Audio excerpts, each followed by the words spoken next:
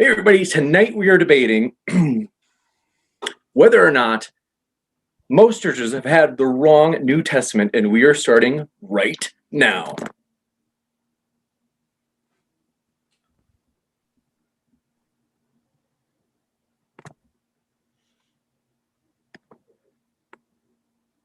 Ladies and gentlemen, thrilled to have you here for this epic debate.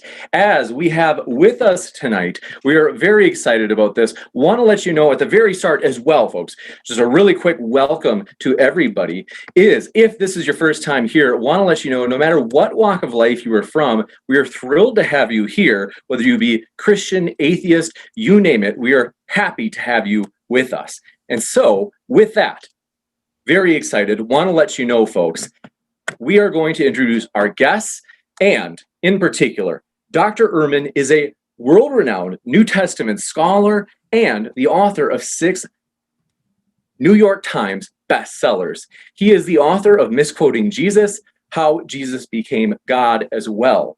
Those are 2 different titles, sorry about that. He did his PhD in New Testament at Princeton under Bruce Metzger. And I can tell you myself, folks, I have read several of Dr. Ehrman's books. They are a true pleasure, very fun to read. And so want to say thanks so much, Dr. Ehrman, for being here. We're thrilled to have you.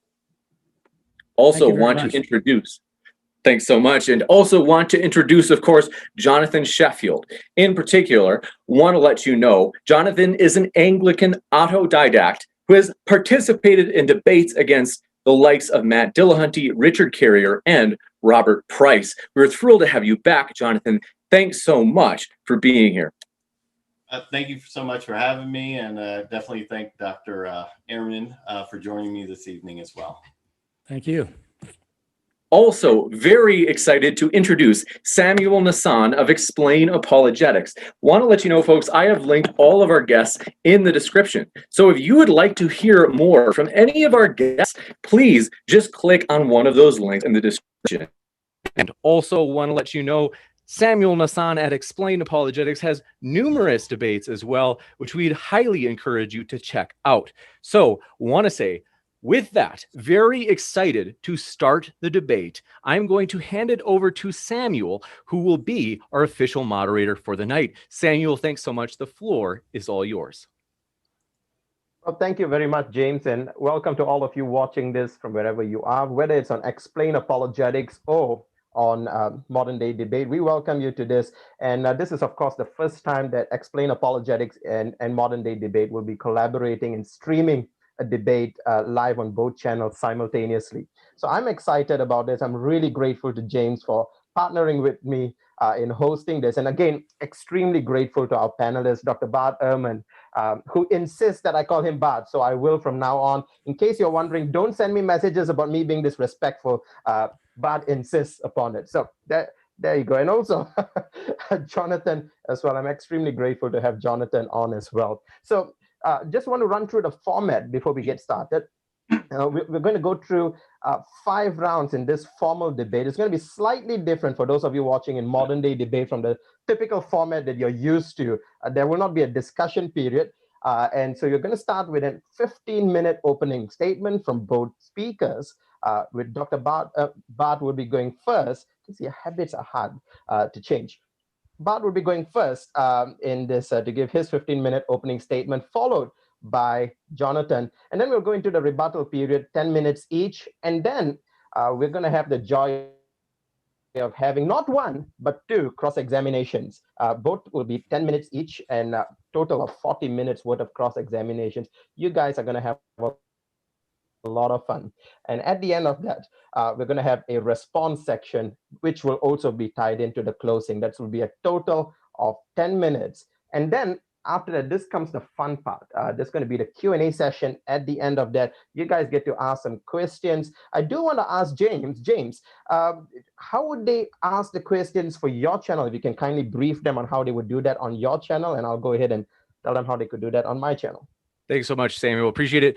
Basically, folks, if you want to ask a question for the Q&A, feel free to fire it into the live chat. If you tag me with @ModernDayDebate, makes it easier for me to get every question into that list, and we'll ask as many as we can get through, given what time allows us to get through. So my apologies in advance if we don't get through every one. And Super Chat's also an option, in which case that will push your question to the top of the list. And want to say thank you so much for that support. We really do appreciate that. Back to you, Samuel. Right, and the same thing as well for our channel, Explain Apologetics. For those of you watching from Explain, do make sure it's slightly different. Do make sure to just indicate who the question is to, preferably use the initial of the speakers in all caps so that our team, which are watching out for those questions, will pick them up and give them to us. Again, as usual, priority will be given to the super chats if there are too many questions to handle. With that, we are about ready to start. We would have a 15 minutes opening statements from both sides. I do want to say before I begin that I will call time at the end of the 15 minutes. And when I do that, I'll give our speakers an additional 30 seconds to finish whatever it is, because this is an important debate. It's going to be a substantive debate. We don't want to cut them off in the middle of their speech. So 30 seconds additional time will be given. I'm hoping they will finish by then. So with that, Dr. Bart Ehrman, or Bart, I should say, your 15 minutes starts at your first word, sir.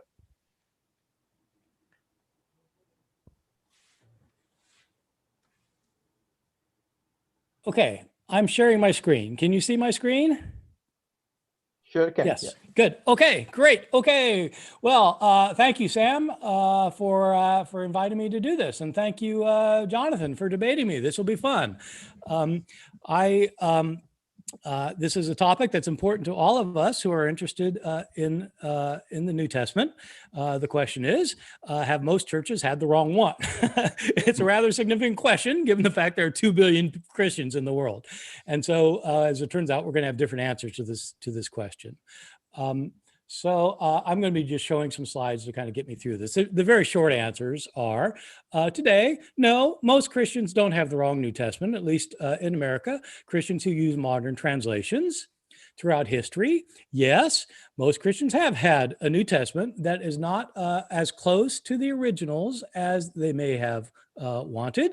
They're not as accurate as most modern translations. It's not that their translations were completely wrong. They were mainly right. But they may not be, or they were not actually, an accurate reflection of the originals. And so I wanted to tell you why that is. As you probably know, the New Testament was originally written in Greek, and we don't have the original copies. Somebody copied the originals, and then somebody copied those copies of the originals, and then somebody copied the copies of the copies of the copies of the originals. And at every point that somebody copies something, unless they are, unless they're a Xerox machine, they make mistakes. And the next person copies their mistakes and tries to correct them, maybe correctly, maybe not correctly. Then somebody copies that, and it goes on like that. Starting with the first century when Christianity, when the New Testament was written, and as Christianity spread. Today, it's kind of hard to count the manuscripts. There are a lot of variables, but let's just say, to be generous, that there are some 5,800 Greek manuscripts of every kind that we still have today. Those manuscripts date from the 2nd century, probably. Our earliest manuscript is a little fragment of the Gospel of John. It's about the size of a credit card, and it's just got a few lines on it, but it may date to the early 2nd century, so maybe 30 years after John was written. Most of our manuscripts are from after the 9th century. 94% of our manuscripts are from the 9th century. And those are the ones mainly we're going to be talking about, because I'm going to be arguing that those are not as accurate as the early ones. How many mistakes are in our various manuscripts? Well, scholars come up with lots of numbers. The reality is we don't really know, because nobody's been able to count them all. But the latest estimates, some people say 300,000, say 400,000, maybe up to 500,000 differences in our manuscripts. Okay, that's important.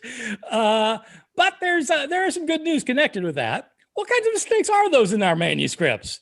Like, somebody wrote the Gospel of Mark, and I'm reading the Gospel of Mark, and like, what? Don't I know what it said? Well, of course, you're reading an English translation, but the English is a translation of the Greek. And I'm talking about the Greek manuscripts. What kind of mistakes were made? Well, the good news is the vast majority of the mistakes in our manuscripts are completely accidental, immaterial, and matter for nothing other than to show that scribes in antiquity could spell no better than my students can today. And so anytime somebody misspells a word, that's a mistake. So, okay, well, who cares? So they can't spell. I can't spell. So who cares? But it turns out there are significant mistakes in the manuscript, some big ones. I'll just give you, I could give you 100. I'm going to give you 3. The last 12 verses of Mark.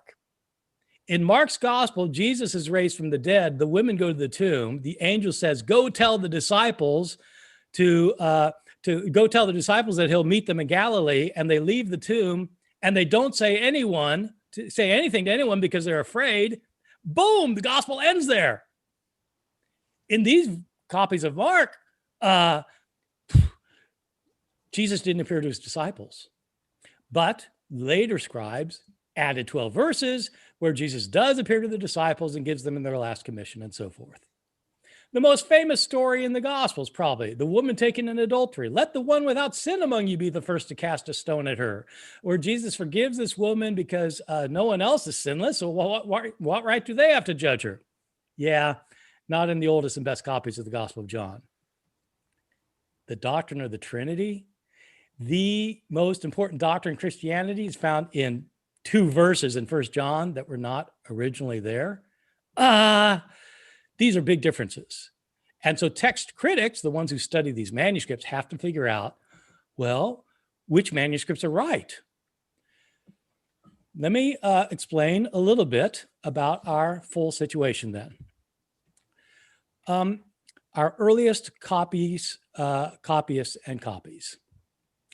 By earliest, I mean the first 400 years or so, the 1st to the 5th century. We do not have a lot of copies from then, in large part because not a lot of copies were made early on in the 2nd and 3rd centuries. I mean, probably hundreds, but not millions. And so we have very few copies. And the ones who are copying this, especially early in the 2nd century, 1st century, 2nd century, the people who are copying these things were not trained as scribes. They were just people who were literate who could copy things. And so naturally they made a lot of mistakes. And so these early copies have lots of mistakes, and then they differ from each other a lot. These earliest copies we have, the few that we have, these fragmentary copies. But the striking thing is these early copies consistently are more different from the later manuscripts. The later manuscripts are more like each other, but they're not like the early manuscripts. Later copies that I'm just arbitrarily saying between the 6th and the 15th century, we got lots of them. As I said, 94% after the 9th century. These are almost always made by trained copyists. I mean, people who are, this is what they do. A lot of them are monks. This is their work. They copy, and so they're good at it. And it means there are fewer differences among these manuscripts. If you compare a manuscript from the 4th century to a manuscript from the 2nd century, there are going to be lots and lots of differences. But if you compare 2 manuscripts from the 13th century, there aren't going to be that many. That's good for the later manuscripts because those scribes are better and they're keeping the text more intact. But the problem is the text they're copying is so many centuries removed from the original text. The fact somebody's a good scribe doesn't mean that the copy that he's copying is very good. It just means he copies it accurately, reasonably accurately. Which copies were 13th century manuscripts scribes copying? Well, they're probably copying manuscripts made in the 12th century or the 11th century. They're not copying manuscripts in the 1st century. Those things are gone. And so they're copying recent manuscripts. Okay. Scholars have different names for these later manuscripts. I'm just going to call them the Byzantine text because they come out of the Byzantine Empire, the eastern part of what used to be the Roman Empire, the Byzantine Empire. And so they typically call these Greek manuscripts the Byzantine text. In the 19th century, it was realized that there are problems with the Byzantine text. There were early manuscripts that were being discovered in the 19th century. There were some manuscripts discovered before, of course, manuscripts were discovered before this, but in the 19th century, they started uncovering some pretty early manuscripts. And they started realizing that, in fact, these early manuscripts are really different from what they were used to reading in their Bibles. The Bibles in the 19th century, just to pick on the 19th century, the Bibles in the 19th century were largely based on the Byzantine text. The English translations of the Bible were based on the Byzantine text for the most part.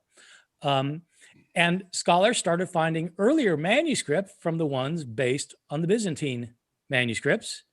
And they started noticing that these earlier manuscripts were different in key ways. For example, they didn't have, the couple of the oldest didn't have the last 12 verses of Mark. And they didn't have the story of the woman taken in adultery.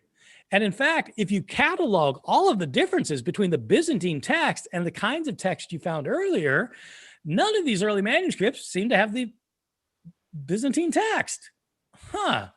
That's weird. These early manuscripts then were different from each other, which means probably their scribes were not being as scrupulous as they could have been. But yeah, so that's the problem. The dominant explanation for over a century for what happened was this. Early in Christianity, the copies are being copied. Somebody makes a copy, makes a mistake, the next person copies that copy and makes a mistake and copies the mistake and then makes mistakes of their own. The next one copies that one, copies the mistake of the mistake of the mistake. And you get these mistakes proliferating until someone says, the guy before me made a mistake and he tries to correct the mistake. But he's not sure what the correct correction is. And so sometimes he corrects it incorrectly. And so you got the original text, you have the correction, then you have a mistake in correction, and it goes on like that. And so these early manuscripts are different from each other, but what ends up happening is the text gets standardized. As Christianity starts spreading throughout the empire, Bibles start getting copied more and more. The Bible gets circulated more and more, and people get accustomed to the way the majority of these Bibles look. And so they're accustomed to how verses read. They're accustomed to seeing the last 12 verses of Mark. They're accustomed to seeing the woman taken in adultery. They're accustomed to these differences in the Byzantine text. And so when scribes are copying a manuscript and they come across a manuscript that has an older reading, they think, well, that doesn't sound right. And so they change it to what they're familiar with. This person left out the story of the woman taken in adultery. That's my favorite story. I'm going to stick that in there. Well, the text ends up getting standardized, probably sort of in the early Middle Ages, to give a rough date to it. There are similar forms of the text to the Byzantine text start showing up at the end of the 4th century. Not so much in manuscripts, but there are some church fathers who quote the New Testament who quote it in the form of text that later became standardized. And it became standard over time, and it became dominant in later centuries. Just as the King James Version got standard throughout the English world, even though it wasn't the first translation, these various versions got standardized, and everybody just kind of adopted their manuscripts to this Byzantine version. And so virtually all the later copyists who produced our 94% of our manuscripts copied the standardized text, not any of the earlier texts. The typical view today, the dominant explanation, is that this Byzantine form of the text is not closest to the original.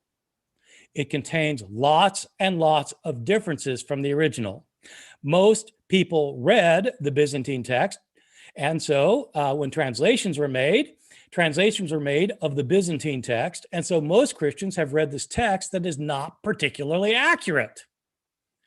That all started changing at the end of the 19th century, as they realized that, in fact, the older manuscripts probably present a more accurate text.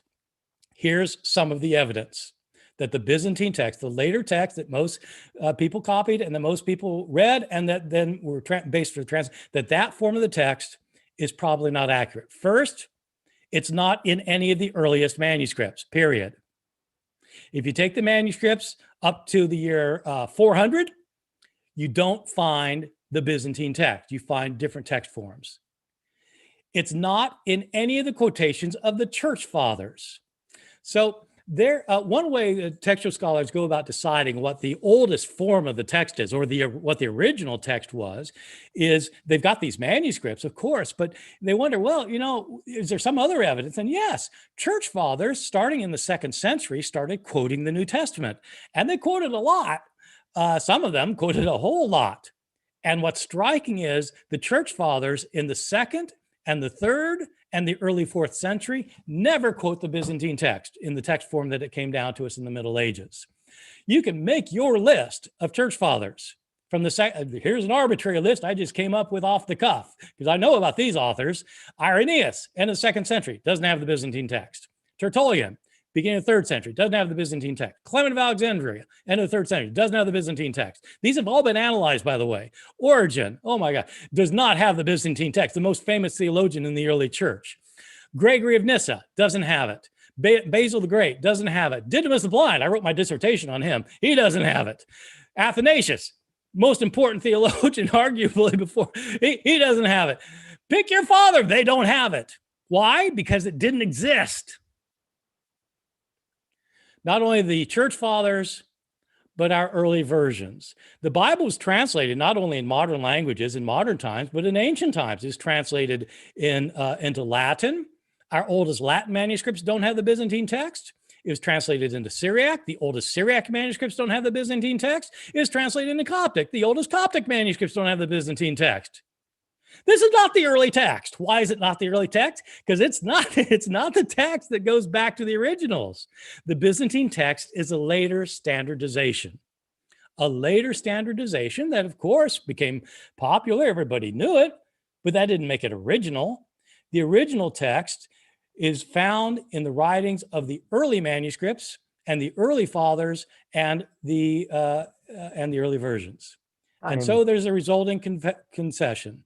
The Byzantine text form, which lies behind the King James Version, is a later and reliable guide to the original text of the New Testament. How broad is this consensus? It is massively broad. I go to the Society of Biblical Literature meeting every year. They have 8 to 12 sessions on New Testament textual criticism. I've been doing this since 1983. I've never heard a debate in the Society of Biblical Literature at this meeting on this topic, because this is simply what the evidence points to, and almost everybody agrees with it. Okay, thank you very much. Time's up. Thank you. Thank you for that opening statement, Bart. That was very enlightening. And since Bart crossed the time by about 5 seconds, 15 minutes, 35 seconds. That's pretty good. I would say that. We're not getting penalized here, are we? No, we're not going to get penalized, but I will award you another 5 seconds, additional 5 seconds as well, Jonathan, when you go. So start with the first words. Well, with that, we do go to Jonathan for his 15-minute opening statement. The time starts whenever you're ready, Jonathan. Okay. In the ancient world, the physical transfer, control, and transmission of a common text results in echoes of extrinsic evidence. The document's historical formation, integration, and standardization leave behind archival fingerprints that we can examine. If someone wishes to responsibly posit or allege that a physical text came into being and was brought into public notice, they must indicate the source, supply relevant evidence, and provide actual mechanisms that lend to a naturalistic explanation for the creation and integration of the text. Presuming Dr. Ehrman's assertion that the ecclesiastical text, namely the Syrian-Byzantium text form, is a later text form, relegating its status as secondary, then we would expect to see the following body of evidence to support these conclusions. Observe, the Homeric texts were not created ex nihilo. Instead, they are the product of a purposeful historical process. These texts were initiated and organized by a certain individual and a group of individuals at a certain time in a certain place, from those who were able to undertake such a project and achieve its desired end.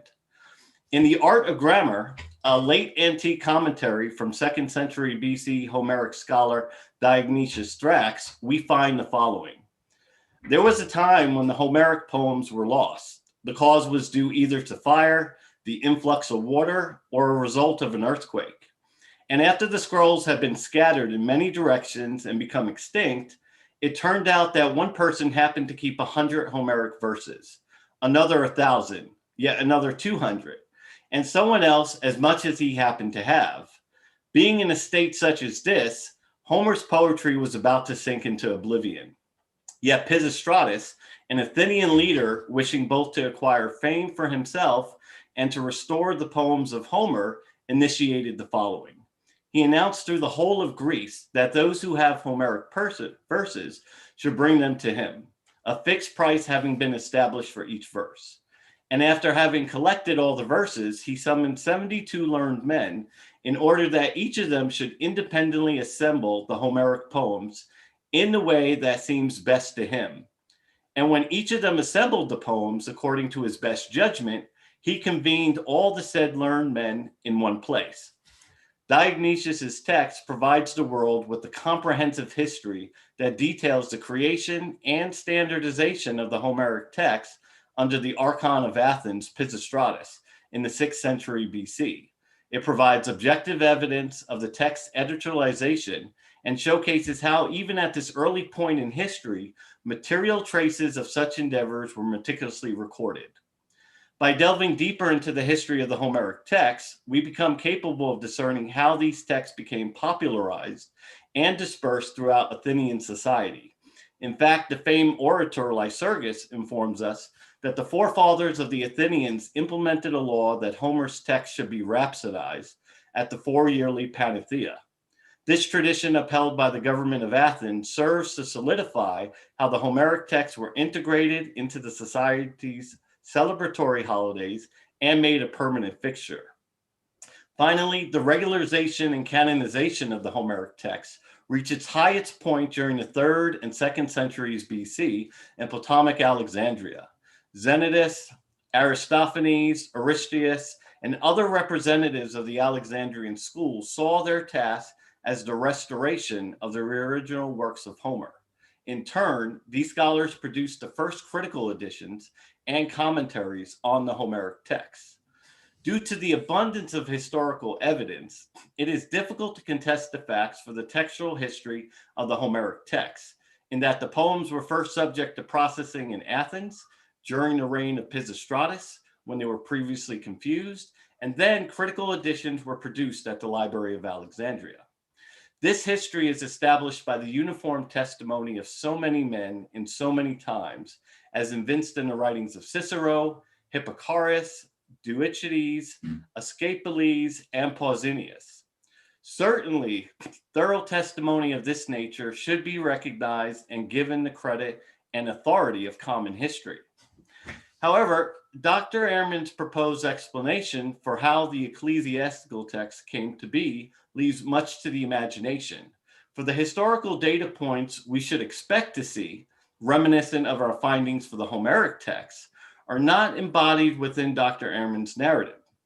This naturally begs the following question: did such a process ever come to pass? Considering Dr. Ehrman's position is devoid of an actualized epicenter and junction like Athens for the initiation and development of the text.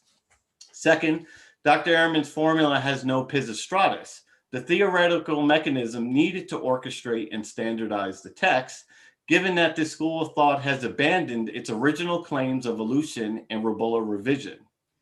Third, Dr. Ehrman's theory neglects to explain why the assimilation of a secondary text form throughout the divine liturgy of the Greek and Aramaic ecclesiastical institutions did not materialize into a series of disruptions in the state of affairs, which is characteristic of such a process as the history of Jerome Vulgate attests to. Fourth, Dr. Ehrman's arguments do not contain any testimonial evidence from any ancient writer of any time period to demonstrate concrete knowledge of an editorialization process taking place in the Greek Orthodox churches prior to 1904, or document a work of attempted criticism for the Aramaic churches, apart from the reconciliation projects of the Philokian and Heraclean. Finally, Dr. Ehrman has yet to explain how a long, slow process spread out over many centuries, as well as over a wide geographical area, and involving a multitude of copyists who often knew nothing of the state of the text outside their own monasteries or scriptoria, could achieve this widespread uniformity exhibited in the Syrian-Byzantium text form, out of the diversity presented by the earlier forms of the text. This extraordinary hypothesis, originally proposed by Kenyon and now cited by Wachtel, Gurry, Ehrman, and Parker, violates the second law of thermodynamics. Entropy increases over time, a process inherent in the transmission of the Homeric poems, which led to a state of confusion and extinction preceding the time of Pisistratus, not standardization.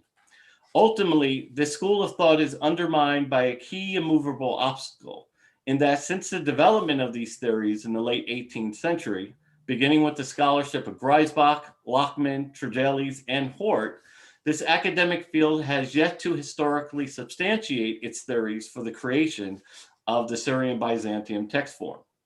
This is the dilemma. The fundamental theory representing the bedrock of their study is in actuality their Achilles heel.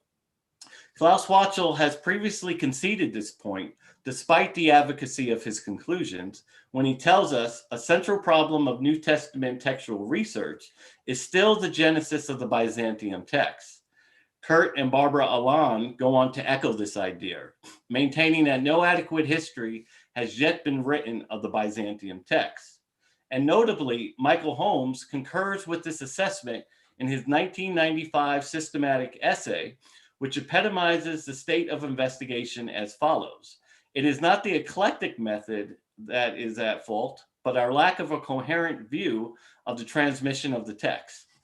Wachtel and Strutwolf have made it a point to emphasize that questions of significance have been neglected in the study of the New Testament textual criticism, namely the historical transmission in the framework of Christian culture, the ecclesiastical polity, and the theological influences that affected it, which has contributed to its incoherent view.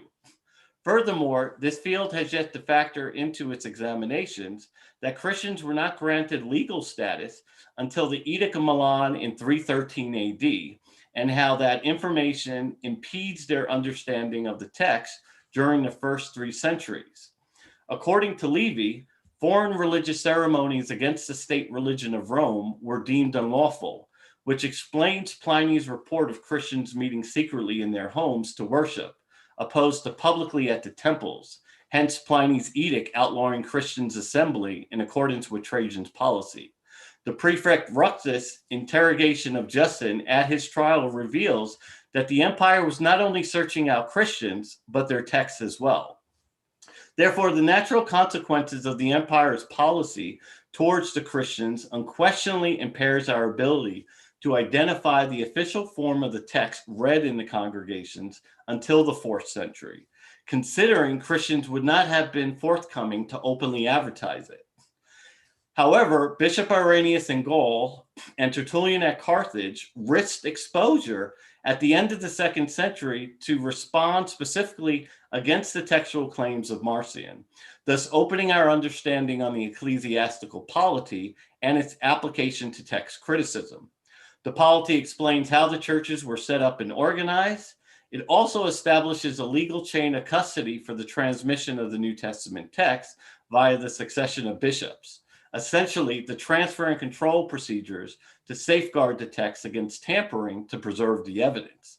While these churches are not immune to error or foul play in either their succession lists or texts, the culmination of different churches across a wide geographical area in many languages provides an objective criteria to examine the differences and consensus in the received text of the apostolic churches. It was this polity that Irenaeus and Tertullian appealed to in ruling out Marcion's shorter yet not better texts, by demonstrating that the text form represented in the primary Greek, Latin, and Aramaic apostolic churches are the successor of copies with the same character and type dating back to the originals, which witness against Marcion's edition. The testimonies of Tertullian and Irenaeus establish a clear procedural precedent for the study of New Testament textual criticism, in that only texts received by and read in the apostolic churches have standing, not texts of unknown provenance. Consequently, as we turn to the 4th century, when Christianity gained legal status and its metaphorical doors began to open, we must conclude that the form of the text publicly read at Antioch in 385 by a member of the clergy, Chrysostom, from the oldest surviving Greek church dating back to Peter, is undoubtedly a faithful representative of the same character and type used by Bishop Ignatius in 85 AD, barring scribal mistakes and political considerations.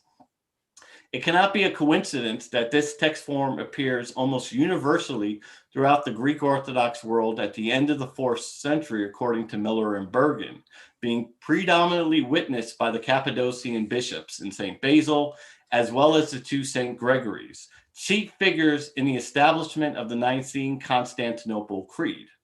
This is a testament of the apostolic polity. The same phenomenon is to be found true in the Aramaic churches. How else do we explain the existence of the Peshitta in the Palestinian, Syrian Orthodox, Maronite, Assyrian, and Malachite apostolic churches unless it was there from the beginning, as Westcott originally conceded? Eusebius's history supports Thaddeus's missionary work in Edessa on orders from Thomas, and the documents Eusebius finds at the record office in Edessa shows that Christianity had support from the nobility. In the West, we can lay a proper foundation for the Latin Vulgate as an independent, authoritative ancient witness of the Greek originals. Jerome's testimony establishes knowledge of the matter.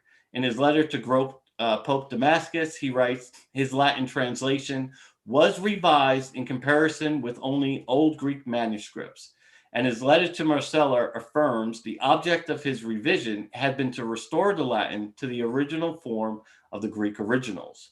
Moreover, the project was sanctioned by the Church of Rome, and Augustine, along with the North African bishops, vetted Jerome's gospel against Greek texts and found no objective, thereby confirming the methodology. In conclusion, why not accept the apostolic polity as described in the writings of Irenaeus, Tertullian, Eusebius, Augustine, and other ancient witnesses, which demonstrates that the form of the text that had prevailed from the 4th century on down through the late Middle Ages, as in the Greek, Latin, and Aramaic apostolic churches, are the successor of copies of the same character, which went back before it to the originals, making it the best representatives of the earlier forms of the New Testament. With that, I concede my time over to Dr. Ehrman. Well, thank you for that, Jonathan, for your opening statement. With that, we're done with the opening statement from both sides. We now are going to go into the rebuttal period, and Dr. Bart will go first with his 10-minute rebuttal at his first word.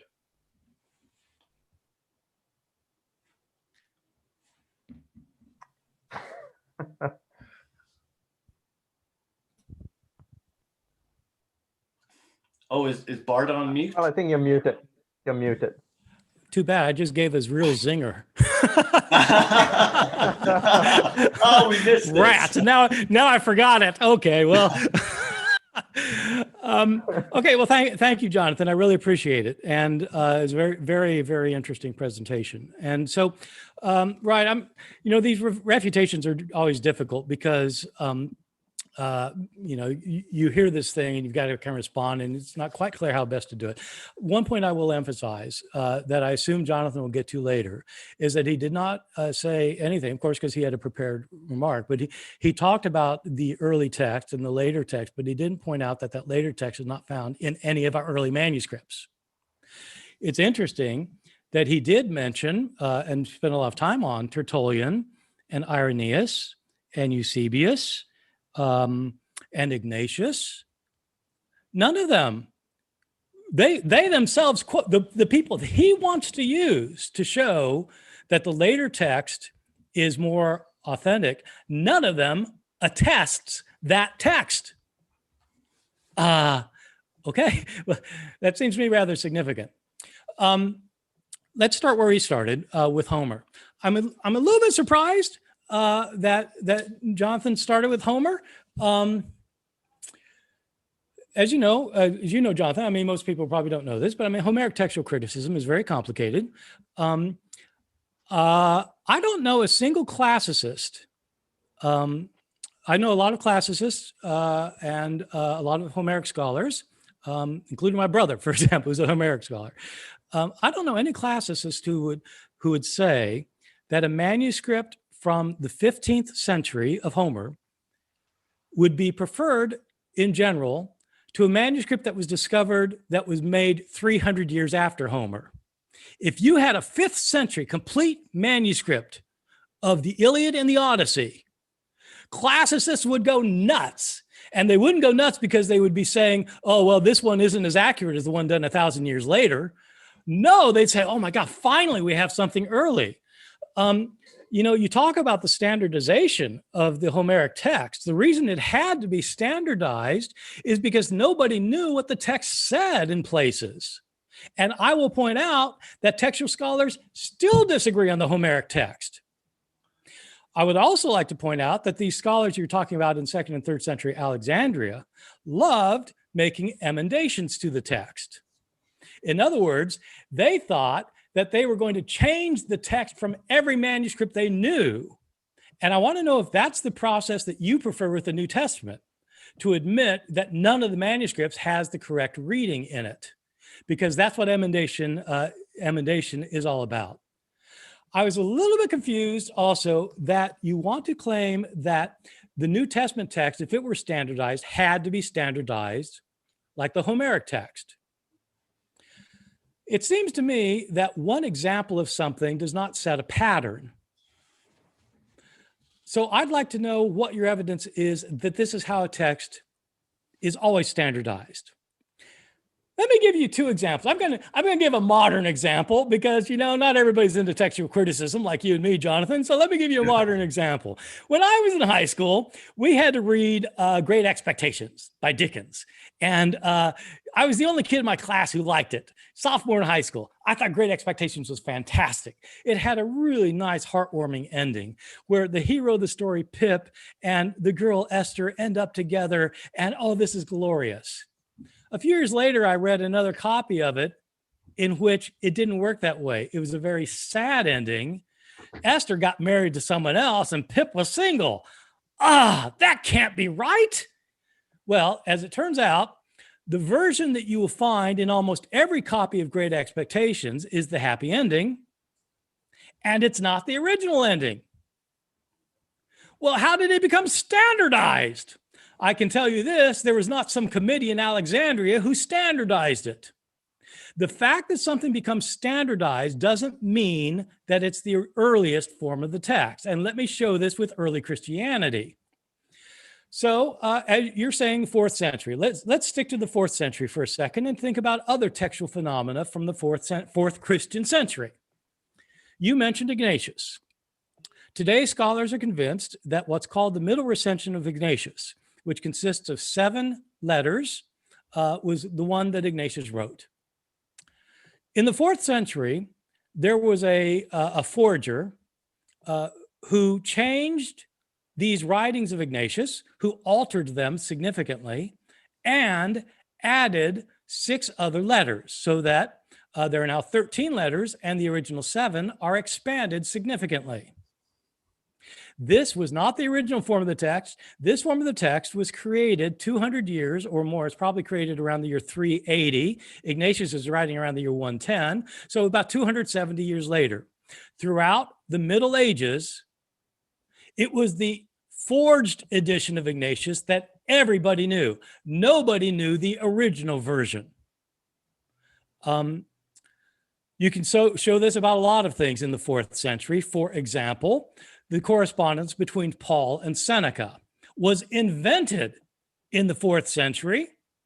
People who knew Paul after that knew the writings of Paul, including the writings of Paul and Seneca. Well, It was created in the 4th century. Why don't they have the original Paul? Because things get standardized. Christianity spreads, it becomes popular, and people get used to the way things are being said in this book or that book, this manuscript or that manuscript. When you wanted to say that in the 4th century, that Christianity became declared legal in 313 in the Edict of Milan, that's completely right.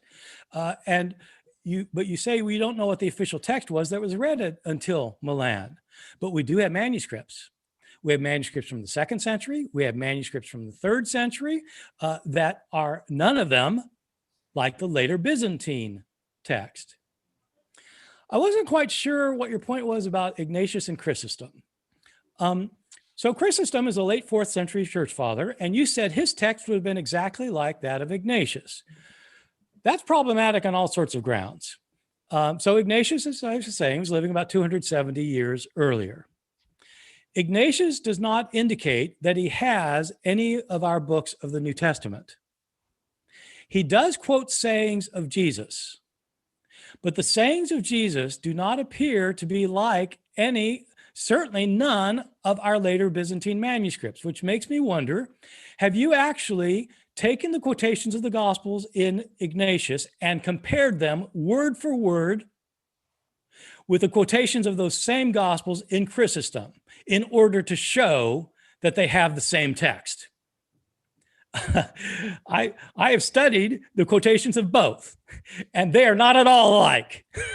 So I don't understand what you mean by saying that Chrysostom's text would be exactly the same as Ignatius. You mentioned several of the versions, and you point out the Peshitta. Well, it makes sense to point out the Peshitta because that would be more like the kinds of the later text that you like. You didn't point out that the Peshitta was a later version of the Syriac done in the 5th century. We have earlier Syriac manuscripts, the Old Syriac, that don't have that form of text. Well, why is that? And the Latin, the same thing. You talk about Jerome. You didn't mention why it was that Jerome was asked by Pope Damasus to standardize the Latin text. Is because there were so many different forms of the Latin text that Jerome had to come up a way of standardizing them. But Jerome, extensively talks about the textual variance in earlier manuscripts. There wasn't a set text that he had established. He made a text of some kind, although we don't really know what Jerome's copying practices were. But the more important point is that textual scholars have known for a very long time that there are old Latin manuscripts. We still have a number of them, and they are not like Jerome's text. They are older. So my question is, why are the older manuscripts consistently not consistent with the form of text you're saying is the original, the Byzantine text? Why are the older versions not consistent with it? And why do none of the early church fathers have it? I don't see really, look, I personally do not have a horse in this race. I don't. I really don't. I don't care if the story of the woman taking adultery is authentic or not. It just isn't something important to me personally, but really, it seems like you would need some evidence that this is early, and I don't see the evidence. Oh, thank you very much for that, Bart. And with that, he said Bart has just finished 5 seconds earlier than Yes! So you kind of made up. You made up time with that one. Now, no pressure on you, Jonathan, because I'm gonna well, you try finished earlier, so I do stay- apologize for that. Well, No, let me get my clock thing because I want to see if I can come in at under 5 minutes as well, or under 5 seconds as well. Under 5 seconds, yeah. With that, ladies and gentlemen, guys, we're going to go to Jonathan for his rebuttal. And yep, the time starts whenever you're ready. Okay. And once again, these are great questions from Dr. Ehrman. And we do have to explain where we're coming from because Dr. Ehrman has made a lot of good points. We do have to address the earlier text forms, not only in the Greek text, but as he noted with the Aramaic text as well, there are some earlier forms of the text that does exhibit something differently.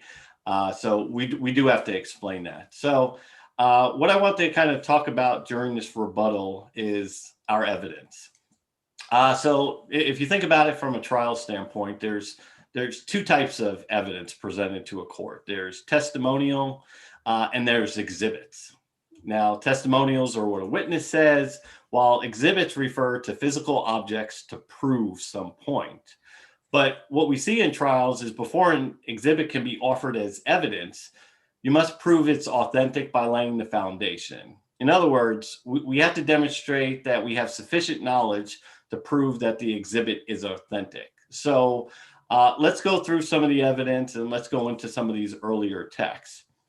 So right now, if you think about these earlier texts, Sinaiticus, Vaticanus, P60, P75, we look at these earlier text forms. Now, we don't have a witness like Jerome that can testify of knowledge of these texts. So we don't have that type of information. So typically what we look for is provenance. And provenance is the legal term that really enables historians to determine an object's authenticity by providing origin and chain of ownership.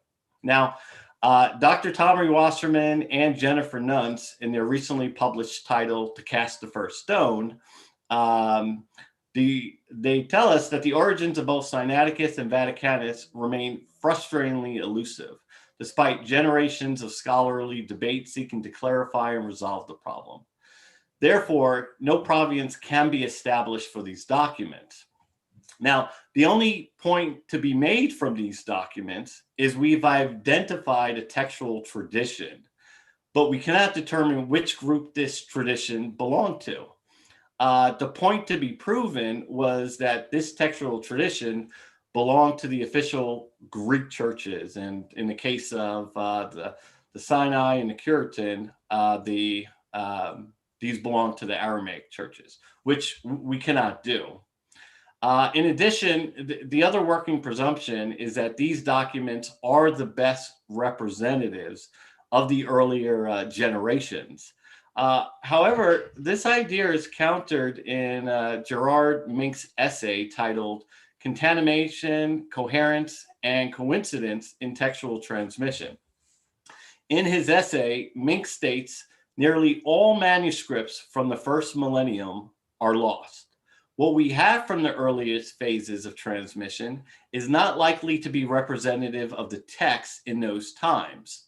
Elsewhere, Mink notes that the large number of papyrus and parchment fragments can be misleading, thus further calling into the question these assumptions.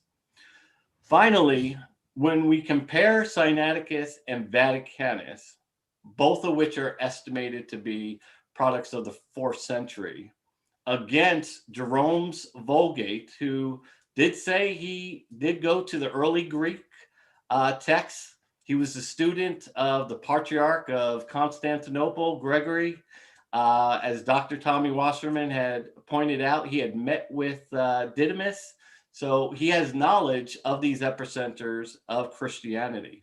And the text form exhibited at Antioch are different than the text forms we see here. So the question is, why wouldn't we side or give more weight to the documents that we do have provenance of?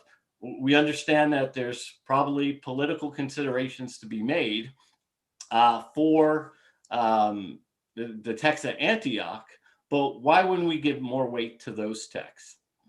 Now, Dr. Ehrman brings up a really good point, because we do got to discuss the writings of the ancient fathers. Now, I do want to bring up real quickly Miller's study, where he did compose over 86,000 quotations that Bergen put together. He did do a study on those writings from the Ming text of the fathers, and came out that the Byzantium text did exist on a margin of almost 3-2. So we do have the Miller study that did do a study on there and came out that the Byzantium text form did exist. But I do want to spend a little time on the fathers because this is important, because they do indicate the earlier text form. And when Dr. Ehrman talks about Basil, and we see this in a lot of fathers, they do quote it. Now, what I want to talk about is the black swan for this assumption is Neville Birtzel's 1956 study of the gospel text in Fotis. And to provide context, Fotis was the Patriarch of Constantinople in the 9th century, twice. So it's natural to assume he had access to the official text of Constantinople. As a synod for the 1904 Greek Patriarchal edition notated in its preface, the official text in public use from the Church of Constantinople from the 9th century through the 16th century was representative of the Syrian Byzantium text form based on the manuscript and lectionary data. Now, if the assumptions are correct, Neville Birtzel should have reported that the text in Fotis' gospel quotations were predominantly Byzantium nature. Instead, Birtzel stated that the opposite, that the most salient features of Fotis' Markan citations are not Byzantium, but have affinities with earlier texts. Birtzel also draws a similar conclusion in Fotis' quotation. He concludes the study by reporting that Fotis' quotations are more closely aligned with the pre-Caesarean text. Now, we see the same results in Dr. Vorbis' examination biblical quotations of the famous bishop of the Syrian church, Rebuttal of Edessa. So Dr. Vorbis was mainly concerned with Rebuttal's Syriac version of Cyril of Alexandria's De Recta Fide, a work containing some 40 quotations of the gospel alone.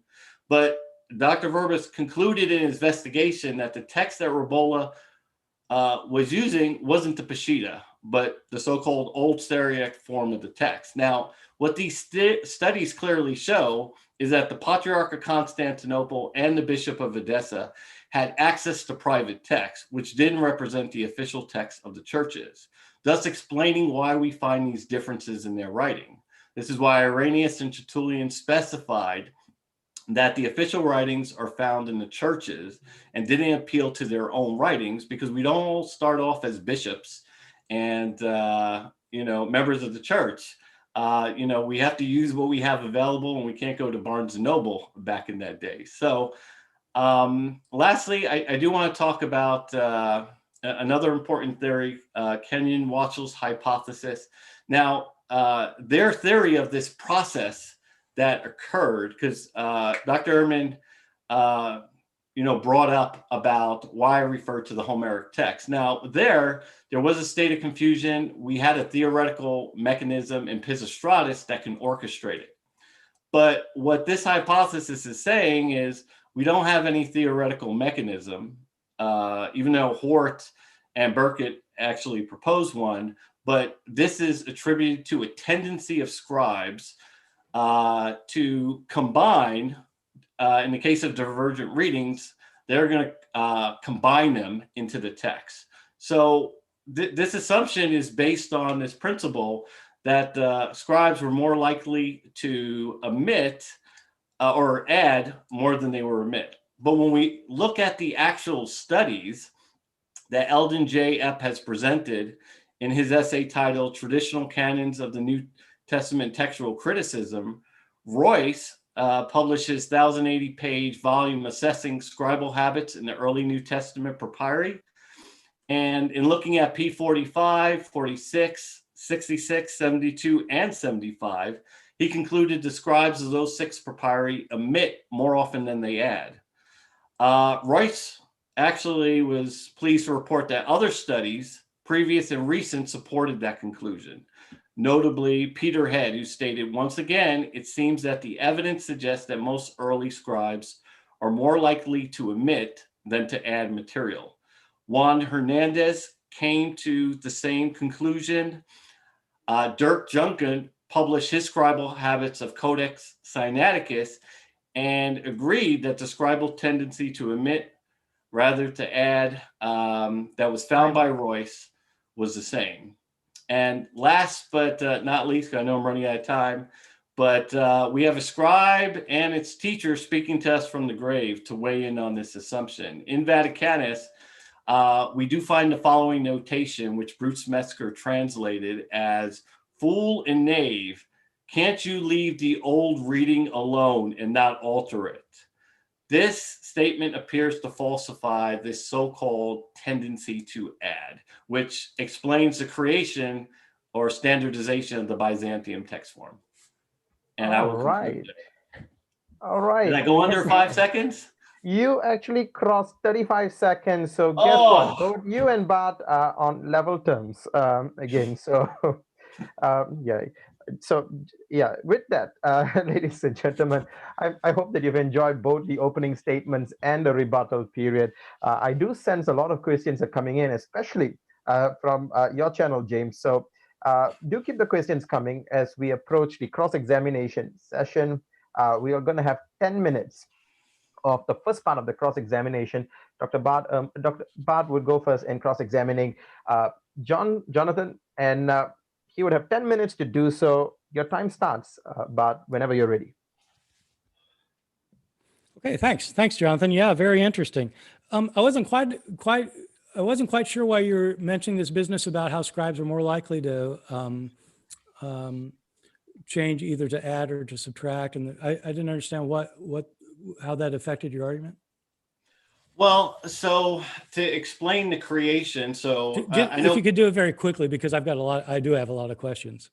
Okay, real quickly, the basis for the standardization as proposed by Kenyon and Watchell is that the standardization was a result of scribal habits combining diverse readings, which brought about the uniformity of the Byzantium text. I see. Yeah, that's. I don't think anybody has that view anymore. So, okay. You mentioned a number of. You've mentioned a number of scholars. Just now, you mentioned Kenyon. You've mentioned Royce, Peter Head, Eldon Epp, Hernandez, Parker, Mink, Michael Holmes, Klaus Wachtel, Barbara and Kurt Alland, etc., Metzger. Does any of them agree with you about the Byzantine text? No, they all disagree with me on that position. Yeah, they do. Yeah, I mean, it's fairly striking. And of course, it's not evidence, right? It's not evidence that they might all be wrong, but these are among the world scholars, leading scholars in this, who've looked at all the evidence. So it's just at least worth pointing out. You started out by talking about how the origins of our early manuscript are elusive. In other words, we don't have their provenance. And I think by that you mean we don't know where Codex Sinaiticus was actually produced, or Codex Vaticanus, or P75, or P6. We don't know like where the scribe was who made that. Is that what you mean by provenance? Yes, Dr. Ehrman. Yeah. So you aren't disagreeing on the dates of these things. No, I accept the estimated dates of the 4th century, so around 325. Well, P75 and P66 earlier, but the thing about them is that all of these don't have the Byzantine text, but they're earlier. Yes, but does that?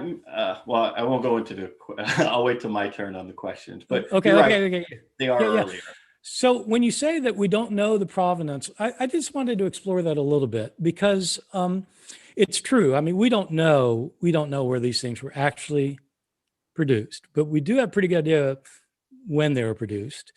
The way people sometimes establish provenance for manuscripts like these, I'll just stick to the ones you said, Sinaiticus, Vaticanus, P75, and P60, because they're generally considered 4 of our very best manuscripts. They absolutely do not have the Byzantine text. But the way that people have an idea of where the text was in certain times or places is by patristic evidence, by which I mean that they compare these manuscripts with church fathers who can be located. So a church father lives in Antioch, or a church father lives in Rome, or a church father lives in Alexandria, Egypt. And you can compare their quotations of the New Testament. You take their quotations, and you can you can compare them with the manuscripts. So that, for example, my PhD dissertation, I worked on Didymus the Blind. It's not exactly a household name, but you would know him. And he was a 4th century, as you mentioned him, that Jerome studied with him. He lived in Alexandria, and that's where he lived. That's where he worked. That's where he wrote. I mean, he didn't write. He dictated because he was blind. But he had a phenomenal memory, and he memorized the Bible. And so when you compare his quotations. So he's living in the 4th century, somewhat before Chrysostom, and he's living in Alexandria. When you compare his quotations, they line up by far the most closely with Sinaiticus, Vaticanus, P75, and P66. They don't line up with the Byzantine text. So how would you explain that?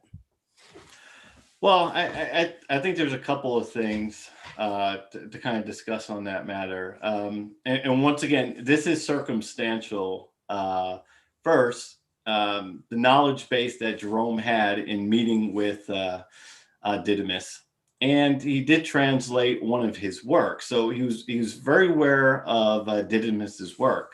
But when we look at Jerome's Vulgate, we notice some of the biggest readings that are not in Sinaiticus and Vaticanus are not in there. And I would almost presume to think that if they're going to, if they had conversations or they met, what would they be talking about other than, hey, I'm working on this big project? So the other part of that thing is what the studies of Bertzel show with the Patriarch of Constantinople, Fotis, and Dr. Vorbis's study of Rabula, the Bishop of Edessa, is that they're using another text form, though we would, in Constantinople, and you can let me know if you disagree with this or not, but the text form being read in the official Church of Constantinople is the Byzantium text. So what accounts? So I really didn't understand that argument of yours, because you were arguing that Photius didn't have it, and he was the Patriarch of Constantinople. So I mean, it seemed like I was more arguing on my side than but okay. So I don't have much time, so I want to ask something else. You talk about Jerome, and of course, Jerome was very much involved with the debates over Origen. Now, Origen, I think you would agree, Origen was probably the greatest biblical scholar in the first 3 centuries. At least he's generally seen that way. Could you tell us something about Origen's text of the New Testament? He looked into manuscripts just like Jerome did, and he talks about the oldest manuscripts. So can you tell us what Origen's form of the text was? Well, and once again, Origen does quote heavily, and I think Reisbach indicated this as well. He leans with that older form of the text. Now, the problem I have with Origen, and once again, he has done some great works against Celsius. He's done some good pieces, but we do have to take in consideration his methodology, that he was actually thrown out of Alexandria by his bishop. Not because of his biblical interpretation, or not because of his text criticism. Well, I don't know if you know this book. So I wrote a book on Origen's text of the New Testament with Gordon Fee and Mike Holmes, both of whom you mentioned. We collected every quotation of Origen of the Gospel of John. This book is it's about 500 pages long, and we cited every reference of Origen's quotations of John. So Origen is writing, say, early 3rd century. He dies in the 250s, and he's in Alexandria. And by far, his closest associations are with Sinaiticus, Vaticanus, P75, and P66. Has almost no connections with the Byzantine text. So, I mean, you did mention this study by Miller. Do you remember when that study was done? Yeah, no, that was done in the late 1800s. Based on Bergen's work, which was compiled in the late 1800s. So do you know what most people have pointed out is the problem with these studies done at the end of on the Church Fathers? I mean, I'm happy to summarize them. That they're using the Ming text. So it's not just that they're using Ming, it's that the in the 20th and 21st century, scholars have come up with editions of the Church Fathers that look at, that try to establish what the Fathers actually wrote. And in almost every instance that has been documented, just almost every instance, it's been shown that these 19th century editions of the Church Fathers included quotations of the New Testament that were not actually what the Church Fathers quoted. They were changed by later scribes into conformity with the Byzantine text. And so today, textual scholars who study the patristic text, I don't know anybody who thinks that any of the early church fathers had the Byzantine text, and nobody agrees with Miller's views on this. And you can just go down the list of all the experts in patristic evidence. I mean, I wrote my dissertation on it, but Gordon Fee, Michael Holmes, who you mentioned, Rod Mullen, James Brooks, Jean-Francois Racine, John Brogan, I mean, all of these studied early church, and none of them has the Byzantine text. Why would that be? Well, once again, I probably support Miller on there, but I was under a view that the papyri that came out, while it's representing of the earlier form, it does have some quotations of the Byzantine manuscripts, and I think P66 doesn't show that P66 that the scribe was actually taking that text and actually arranging it to the form of, so he was changing it from Byzantium to Alexandrian, which would show the existence. No, not true. All right, we're going to have to stop there, but thank you very much for that first cross-examination. Now we're going to flip the cross-examiner. Jonathan's going to have the opportunity to cross-examine Bart. You would have 10 minutes as well, John. Time starts at your first word. Okay. So, Dr. Ehrman, I guess, how do we reconcile Gerald Mink's statement that what we have from the early phases of transmission is not likely to be representative of the text in those times, with the assumption that the earlier extant forms of the text are the best representatives? So Gerhard Mink is a very important scholar who worked at the Institute for New Testament Textual Research in Münster, Germany, and he made a number of very important advances in our field. One thing that he absolutely agreed on is that the Byzantine text is completely secondary, that it's not reliable, and that we cannot base our translations or our Greek editions of the New Testament on the Byzantine text. That's not to say that we understand everything about the textual history of the early text. We don't ever understand everything about it because we don't have sufficient evidence. That's why the patristic evidence is so important. I think some text critics maybe don't take the patristic evidence as seriously as maybe they could, because with the patristic evidence, you are able to locate when and where a text was a certain form. But even so, it's very hard to connect the dots because the early manuscripts are few and far between. And so you can't establish provenance, but you also can't establish clear connections among them.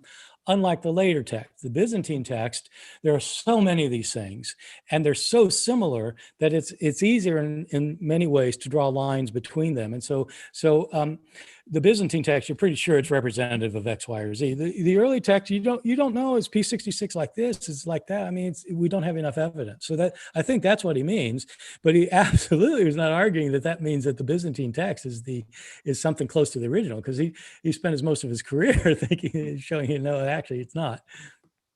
Yeah, no, I would agree. Definitely, he wouldn't agree with the Byzantium text. Let's take a look at Birdsall's statement, and it goes back to this point.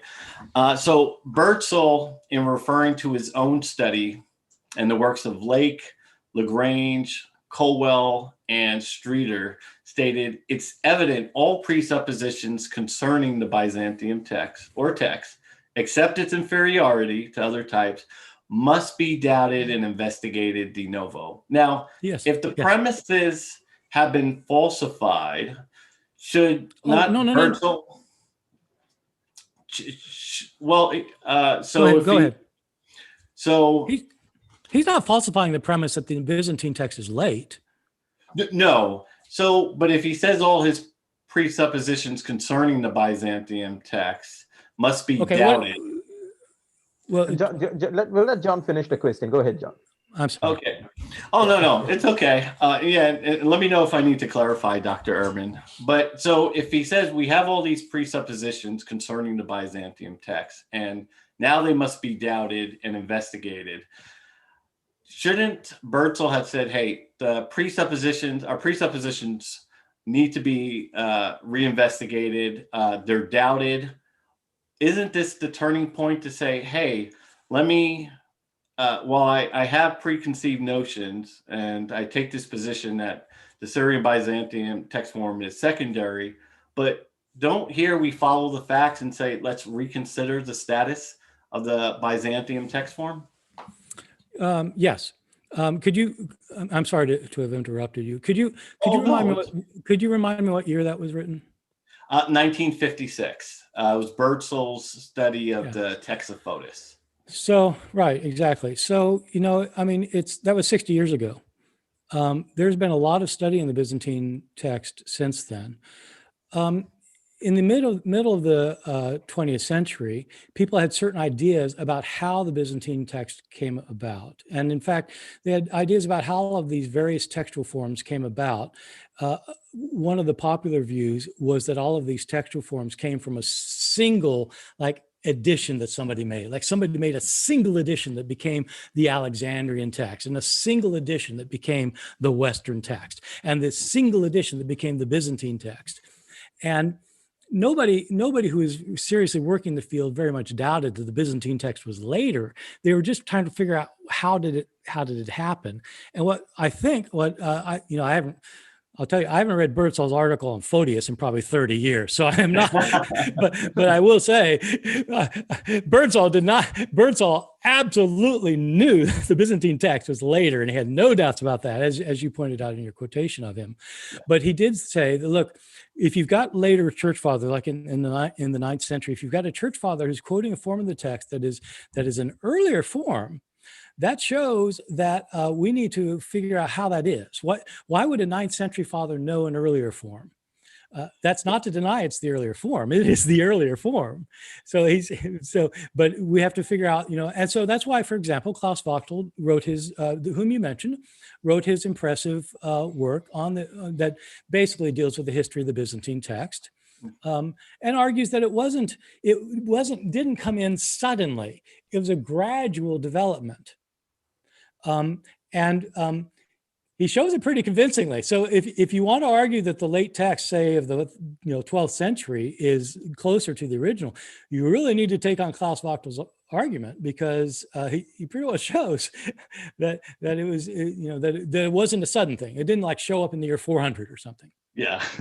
Now, so just to touch on Klaus Wachtel's argument, and this may make a little sense why I went to the Homeric text. Now, and once again, it's a great study. I've always been fond of the Homeric text, just kind of growing up and reading it. But now, what we can see from history, and this is all the way back from the 6th century, is that the process to take it from the 6th century down to the 2nd, and then even after, it went through a developmental process, kind of similar to what Wachtel kind of explains for the Byzantium text, starting in the 3rd or 4th, and then we have the Hartland, and then down at the last stage in the 9th going forward. So the question, and this is a problem I have, and once again, I could be wrong, is what we see for the Homeric text, this process, the names, the dates, the attestation, we don't see with Byzantium text form like that. So we don't see names, we don't see an editorialization process. Yes, as you mentioned, the Library of Alexandria, they had critical editors, but we know who they were. We know what they were doing all the way back to the 2nd century BC. But something that happened starting sometime in the 3rd all the way to the 1200s, we don't see a visible editorialization process that you would think would be consistent with what we saw with the Homeric text. Well, no, you're right about that. The Homeric text, the Alexandrian scholars tried to standardize the Homeric text. That is right. The Byzantine text did not follow that process. But that doesn't mean that there wasn't a standardization. It means they did it in a different way. And, you know, if I were cross-examining you right now, which I dearly wish I were, because if I were, I would ask you if you know of any Homeric scholar that thinks that a 13th century text is better than a text written 1,000 years earlier, a manuscript written 1,000 years earlier, because I can't think of one. The other thing I can't think of, the other one I can't think of is any other classical text besides Homer that you can say that about. Well, on that thought, and you are right about that, Dr. Ehrman. I'm not going to. So I don't think Homer is the example for everything for standardization, because it's not. It's a weird. I mean, people need to understand Homer was big. I mean, you can't understand ancient writings, period, after Homer without understanding Homer. I mean, because everybody read Homer. It wasn't like like our Bible, but it was well. And so they wanted to standardize this text because it was so well known. And so they did that. But you don't find people doing that with Plato or with Juvenal or with Marshall or with whoever, Cicero, whoever. They're just like this. So this was a one-off. And so it can't be the standard for how it must have happened with the Bible. One last question on text. So when we look at the text of the Greek or the Syrian Byzantium text form, so we do see that majority of the manuscripts are late and they represent this text form. Now, the Jewish church, when we look at the Jewish church, now the oldest text from the official church, the official synagogues, the Masoretic. Now, the earliest text that we have is the 9th and 10th centuries. So we see a pattern that the survivability of these texts from the Jewish churches, they're right around the same time of what we have for the Greeks. Well, that's right. And of course, there are debates among Hebrew textual scholars whether Codex Leningradensis, which is the main one that our Hebrew Bibles are based on, is representative of the text, say, 1,000 years earlier. For example, the Dead Sea Scrolls, they found a copy of Jeremiah that is different by a length of 15% from Codex Leningradensis. Okay. All right. Unfortunately, standardization doesn't mean superiority. Yeah. Sorry. Unfortunately, guys, I would hate to cut you off in the middle of such an interesting point, but we're sticking strictly to time. And just in case, for those of you at home are wondering, we do give our speakers an additional 30 seconds after we call time just to finish their thoughts, because this is, again, as I mentioned at the start, it's a substantive debate. So with that, thank you both, gentlemen, for that wonderful first round of cross-examination. And I hope all of you watching have really enjoyed that. This has been a cordial exchange. We have one more round of this same thing. We're going to go back. I know Dr. Bart has been really, really interested to cross-examine Jonathan. You're going to have another chance to do that again. 10 minutes this time. The time starts when you start speaking. Right. So I'm kind of running out of questions. So, right. So, do you like the Patriots this year? I'm a Giants fan, growing up in New York, but we're not. God. I'm so sorry. Okay. I'm sorry too. Actually, we need to get Eli out of there. So. Okay. Could you just say something about why you imagine there's such a consensus among modern scholars about the Byzantine text? I mean, as I pointed out, every scholar you've mentioned from the 20th century thinks that the Byzantine text is late, and these are not scholars who are all of one persuasion. Some of the scholars, I don't know everybody's persuasion, but some of them you've mentioned were Anglican, some were Baptist, some were agnostic. Some are Catholic. I'm just looking at my list here. Some are nothing. I mean, so it's not like, Bible believing Christians scholars have one view, and liberal scholars have another view, and atheists have some other view. It's like all of these scholars you've mentioned have the same view, and it's that. And so, could you just say why? Again, I'm not saying that that's evidence that they're right, but could you just say why you imagine they're all wrong? Well, and it is a good point, and I think it needs explaining. I think, for the first part, we can trace the history of this particular school of thought. We see it coming out of Griesbach, and first noticing that in the writings of Origen, we see an earlier form of the text. We see the work of Lachmann, we see the work of Tregelles, and then we see, Hort, who, as an Anglican, I have tremendous respect for. Now, Hort, looked at the problem, and he understood that, to create this text or to explain the creation, we need this. So what we see over the last part of the 18th century going in is we start to see a shift in the worldview. Obviously, we had the Enlightenment coming in. So this change of worldview, as you know, postmodernism is really big. I think, what we've seen with the influence of Kant coming in, this changing rationale into the German schools. And are you saying that postmodernism was big in the 19th century? Well, no, I'm saying it's starting to come in. And postmodernism? Some of the stuff that we see is, the kind of, changing views, especially with Kant. A lot of scholars kind of indicate that Kant was the, set the path for postmodernism. Stephen Hicks, I'm not sure if you're familiar with Dr. Stephen Hicks, but he does several videos where he traces postmodernism back to Kant. I don't know any continental philosopher who would say Kant was postmodernist.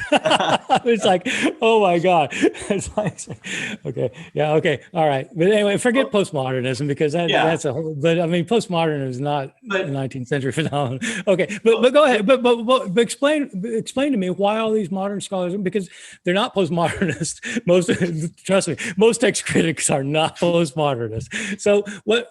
So why? Okay, so explain to me why are they all wrong? Well, they wouldn't be wrong if they were able to substantiate the history. And this is my problem with the school. I would say it's right too. Like if Hort was able to show in the very beginning that Lucan of Antioch did compile the text. That gave us a theoretical mechanism, a way to get it into the church. So we have that. Burkitt, was that Hort's view? Huh? Yeah, Hort's view was that what explained the Byzantium text is Lucan of Antioch conflated the text, introduced it into Antioch, and because of the popularity of Chrysostom, that text became the general witness throughout the Greek-speaking world. It might be helpful if you would explain to people. I mean, Westcott and Hort were very important. Their text in 1881 pretty much overthrew the form of text that you're preferring. Could you explain what his argument was and why you don't find it convincing? Well, because first and foremost is, he put together a theoretical mechanism to explain, because we would naturally think that the churches, they had a system that Irenaeus and Tertullian identify to help secure the chain of custody for the text, to preserve the evidence up through the centuries leading up to the 4th century. So they had a polity in place that Hort understood, that there was this polity in place. They had this form of government to secure the chain of custody. So what we see coming up, we would naturally think is the faithful representation. But Hort said, well, because he started noticing these earlier text forms, that the explanation for the Byzantium text was this conflation of these earlier texts that gave rise to the text. And at Chrysostom, where he attacked, he basically said that Chrysostom was so popular, he had great influence throughout the Greek Orthodox world. He went to Constantinople, and then this form of the text became popularized in the preachings of Chrysostom, that it kind of influenced and went into that course. And this is what we see coming out. No, that's right. I mean, that's how he basically kind of how he traced the history. But I'm just wondering, he had a number. He cited evidence to try and show by what he called it the Syrian text, what we're calling the Byzantine text, and he had evidence to show why it is almost certainly an inferior form of the text. I just wanted to know whether you had explanations for why you didn't think he has three main arguments, and I didn't know whether you had explanations for why. I think with Hort, and once again, I have tremendous respect for Hort, but it was founded, he understood that a theoretical mechanism was needed to explain it.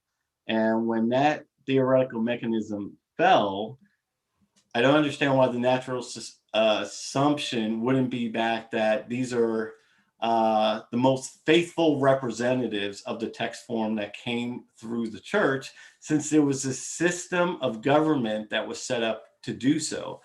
So Jonathan, you realize that in lots of fields, there are hard and fast conclusions for which people don't have explanations. In the sciences, this happens all the time. People realized that there was gravity before Newton. And so, Newton didn't invent gravity. Everybody knew that if you drop something from your hand, it's going to fall to the earth. So the fact that they didn't have an explanation didn't mean that. So nobody would have said, yeah, actually gravity, maybe not. Maybe if you drop something, it's going to fly up to the sky. They said, no, of course it's going to drop it. We just don't know how it happened. So the evidence that Hort cited and that people have cited since then is just so compelling to people, even people who don't have a vested interest. People who really, it's not that they really care one way or the other. It's just they look at the evidence and think, And so maybe instead of Hort, maybe you could just explain the evidence that I keep harping on. None of the manuscripts that we have, let's just say before the end of the 4th century, has the Byzantine text. None of them. None of the church fathers before the end of the 4th century who quotes the New Testament has the Byzantine text. None of them. The oldest versions don't have it. So how is there such a consistent display of evidence on one side when you're saying that all of that evidence is wrong? Well, and see, here's where I guess maybe the difference would come in. So if, like for the Peshitta, now if Westcott, as he originally conceded, that the Peshitta was 2nd century, which he had originally put. Now, I get the Peshitta is a mixed text, but it is kind of part Byzantium. So you don't date it to the 2nd century, do you? Well, Peshitta? So here's the thing about the Peshitta is when Burkitt proposed the Rabola recension. Can I go ahead and just finish up the answer to Dr. Ehrman? So, the explanation that was first put forth to explain the existence of the Peshitta was F.C. Burkitt's Rabola Verthesa. He brought in this text into the Aramaic churches. But the problem with that was obviously Dr. Vorbis's study that showed that he's actually quoting the old, so-called old Syriac. So we have to explain, how did it get into all those churches of different backgrounds? You have to. And can I finish up? I'll let you finish the sentence. Go ahead. Okay, so we have to explain, where does it come from? And we know the polity of those churches. We know where they came from. While we don't know the exact provenance of the Peshitta per se, we do know the history of those churches, and they do go back to the beginning. And Eusebius's document does show and I'll just be quiet. I apologize. Right. We're way across the time, but I totally get that. I mean, this has been such fun hearing both sides. So again, once again, I do apologize for cutting in between. Didn't mean- just sticking to the time. And with that, we'll pass the time over to Jonathan for the final round of cross-examination for this debate. Jonathan, 10 minutes starts at your first word. Okay. Oh, let's see. I want to make sure I'm not running out of questions either. So let's talk about some of the early texts. So when we look at the history of biblical texts from the 2nd, 3rd, 4th century, now the fathers do tell us that other textual traditions existed. I think what can be exemplified there is Marcion. Now he's the biggest case study of biblical text representing a different textual tradition than what Irenaeus and Tertullian were saying in the churches.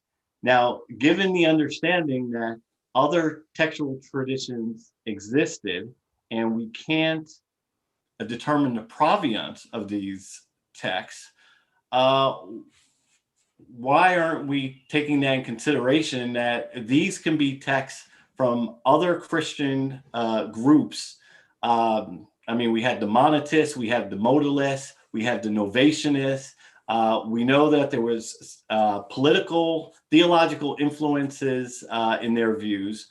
Why wouldn't they also be representatives of these other textual traditions, but not the official text that we find in the church? Well, there wasn't an official text in the church. And so, so there was no official text in the church in these centuries, period. And nobody thinks there was. Irenaeus' text isn't the same as Tertullian's text, and so and it's not the same as Origen's text, and it's not the same as, and so Gregor of Nyssa's text, and so there's not an official text. The fact that you've got different textual forms doesn't show that any one of them is right or wrong. As you yourself said, Photius in the 9th century had a different textual form. But you wouldn't want somebody to say, well, Photius had a different textual form, therefore none of the textual forms in the 9th century were original. So the fact you've got different textual forms simply means there are different textual forms, and you have to figure out what the original text is. So this is the task. This is what textual critics do. Mm-hmm. They look at the various kinds of manuscripts and figure out what the original text is. Now, Marcion, I'm not quite sure what your point about Marcion is. So Marcion, in case people don't know, Marcion was a teacher who lived in the middle of the 2nd century, who ended up moving to Rome. And he produced there a version of what he considered to be the New Testament. This is before everybody agreed on what the New Testament was. And so, in fact, so some people think that Marcion was the first to construct a canon, like this is the New Testament. It said, this is it. And his consisted of a form of the Gospel of Luke that apparently was somewhat truncated, and a form of 10 of Paul's letters. And he says, that's the Christian Bible. No Old Testament, no other Gospels, just these things of Paul. And we don't know, actually. He definitely knew the Old Testament. We don't know whether he knew about Matthew, Mark, and John. And we don't know if he knew of the letters or the book of Acts outside of Paul. So he creates this edition, and according to Irenaeus and Tertullian, what he did was not only claim that this is the Bible, but he also edited these books in order to make them conform more closely, or be more usable at least, for his own theological views. And his theological views were that the God of the Old Testament was not the God of Jesus.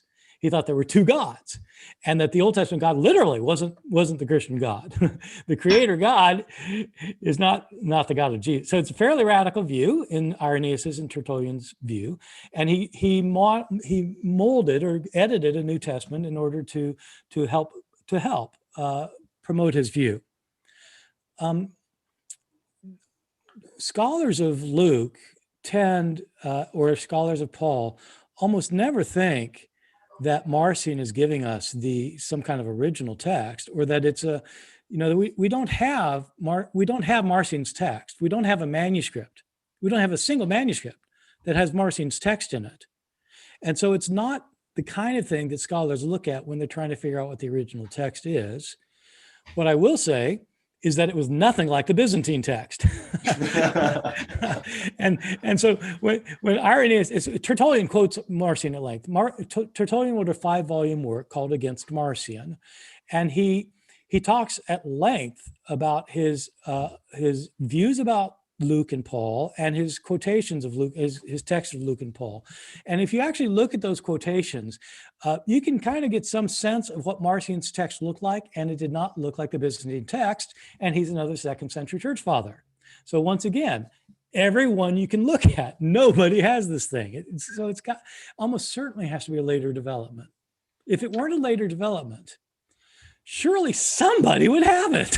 Some manuscript, some version, some church father, somebody would have it. Nobody has it. And so that's. Yeah. And once again, I know we could go a lot on the 2nd century. The point of Marcion was really just to showcase that other text forms did exist, that yes. Marcion was shorter. But I do want to follow up on a different question. And as you're probably aware, the 1904 Greek patriarchal text that the Church of the 7 Ecumenical Councils, they came together. It does look like it was a response to Hort. But in that case, when we look at the culture of the Greek Orthodox Church, whenever they came to resolve issues or do something in their normal practice, they would have a council, which, then leads me to if there was some sort of editorialization or process going on, typically we would find them meeting together to talk about it. Now, we do see them doing that in 1904, and in their Greek preface to their edition, they do reject the unsols, so the codexes, that here in the West, there's a lot more value placed on it. And the official patriarchs of the Greek Orthodox Church chose to go with the text form that they believe is the earliest form that has been ecclesiastical transmitted. So they did have great scholars there. Why, and give me your view, why do you see that there was a difference in scholarship and the understanding on a text that does belong to the Greek Orthodox Church than the scholars here in the West? No, it's a very good question. First thing I'll say is that a group of church leaders in 1904 probably the text that they agree with in 1904 is not necessarily indicative of the state of the text in the year 204. It's 1700 years later, and they didn't have any particular access to things earlier. Why did they prefer this text? I think it's a pretty easy reason. Throughout the Byzantine Church, for many, many centuries, there was a form of the text that everybody was familiar with. It had the last 12 verses of Mark. It had the story of the woman taken in adultery. It had all sorts of passages that were familiar to people. And people just assumed that if it's the thing I'm familiar with, that must be what the Bible really is. It happens all over the place. For example, I know you and I both grew up in the Episcopal Church, Jonathan. And when I was in my teen years, they came in with the new prayer book. The 79. Drove everybody flipping crazy. Yes. Because they changed the prayers. And they changed. I'm a 1928 guy, by the way. Of course you are. And and everybody I knew wanted to keep the old one. And if the committee had been formed of people in my church, the prayer book would not have been changed. It would have been 1928. So the fact you have a group of people who are familiar with something and they want to keep it the way they're used to, of course they do. I mean, and so that's what happened in 1904. These are church leaders in the Orthodox Church who have grown up with a form of the text that their parents and grandparents and great-grandparents had, that's been in the church for centuries. And they're saying, look, this is the text. A comparable phenomenon, of course, is with the King James movement.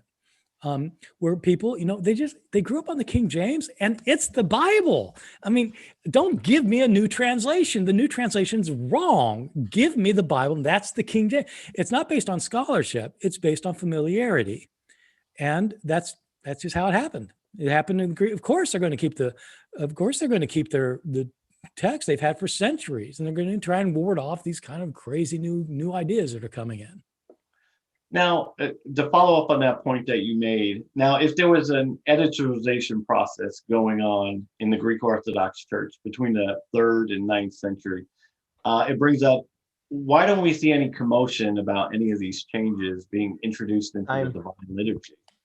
Because there wasn't an official editorial process. I completely disagree with that. That's not what any of us is saying. If there were an editorial, we certainly would have heard about it. But it's not how it happened. Well, thank you very much for that, both of you, John and Bart, for that wonderful, wonderful exchange that we've had. We have been given a treat, and with that, ladies and gentlemen, we are going to the final part of our formal debate, and that will be the closing statements, which is actually combined with a response statement. So typically what you would have in a debate is a response statement and a closing. We've decided to lump it together. So we'll have our panelists be able to respond to whatever just taken place, to summarize the entire debate that we've had so far, and to close. So each of the participants will have 10 minutes each. We'll once again begin with Bart. You have 10 minutes anytime you're ready. Okay, well, thank you. Yeah, thank you very much. And Jonathan, this has been great. Very, very, very interesting indeed. The text of the New Testament is a very complicated field of study. It takes years of expertise for somebody even to kind of dig in. And I hope most of you haven't been kind of lost down in the weeds, because we kind of got down in the weeds a bit. And so let me just try and, as well as I can, try and simplify it to try and make sense of how I understand what happened in the transmission of the text of the New Testament. Somebody writes an original text. Somebody writes the Gospel of Matthew, and a scribe copies that copy. And then somebody copies the copy, and somebody copies the copy of the copy, and it goes on like that until the invention of printing, and beyond the invention of printing. All of the copies are made by hand. Different scribes copying this text change the text. Most of the time, they just change it by accident. I mean, scribes are humans; they're not machines, and so scribes will be copying a text. Say they're copying Matthew, and they'll be sleepy. they'll be inattentive. They'll be bored. I mean, it's not fun copying Matthew. Try it sometime; you'll see, and you'll make mistakes. But then when somebody copies that copy, they'll copy your mistakes, and then they'll make mistakes, and then the next person will copy that copy, they'll make mistakes, and so you end up with these thousands of manuscripts we have, and there are lots of mistakes in them.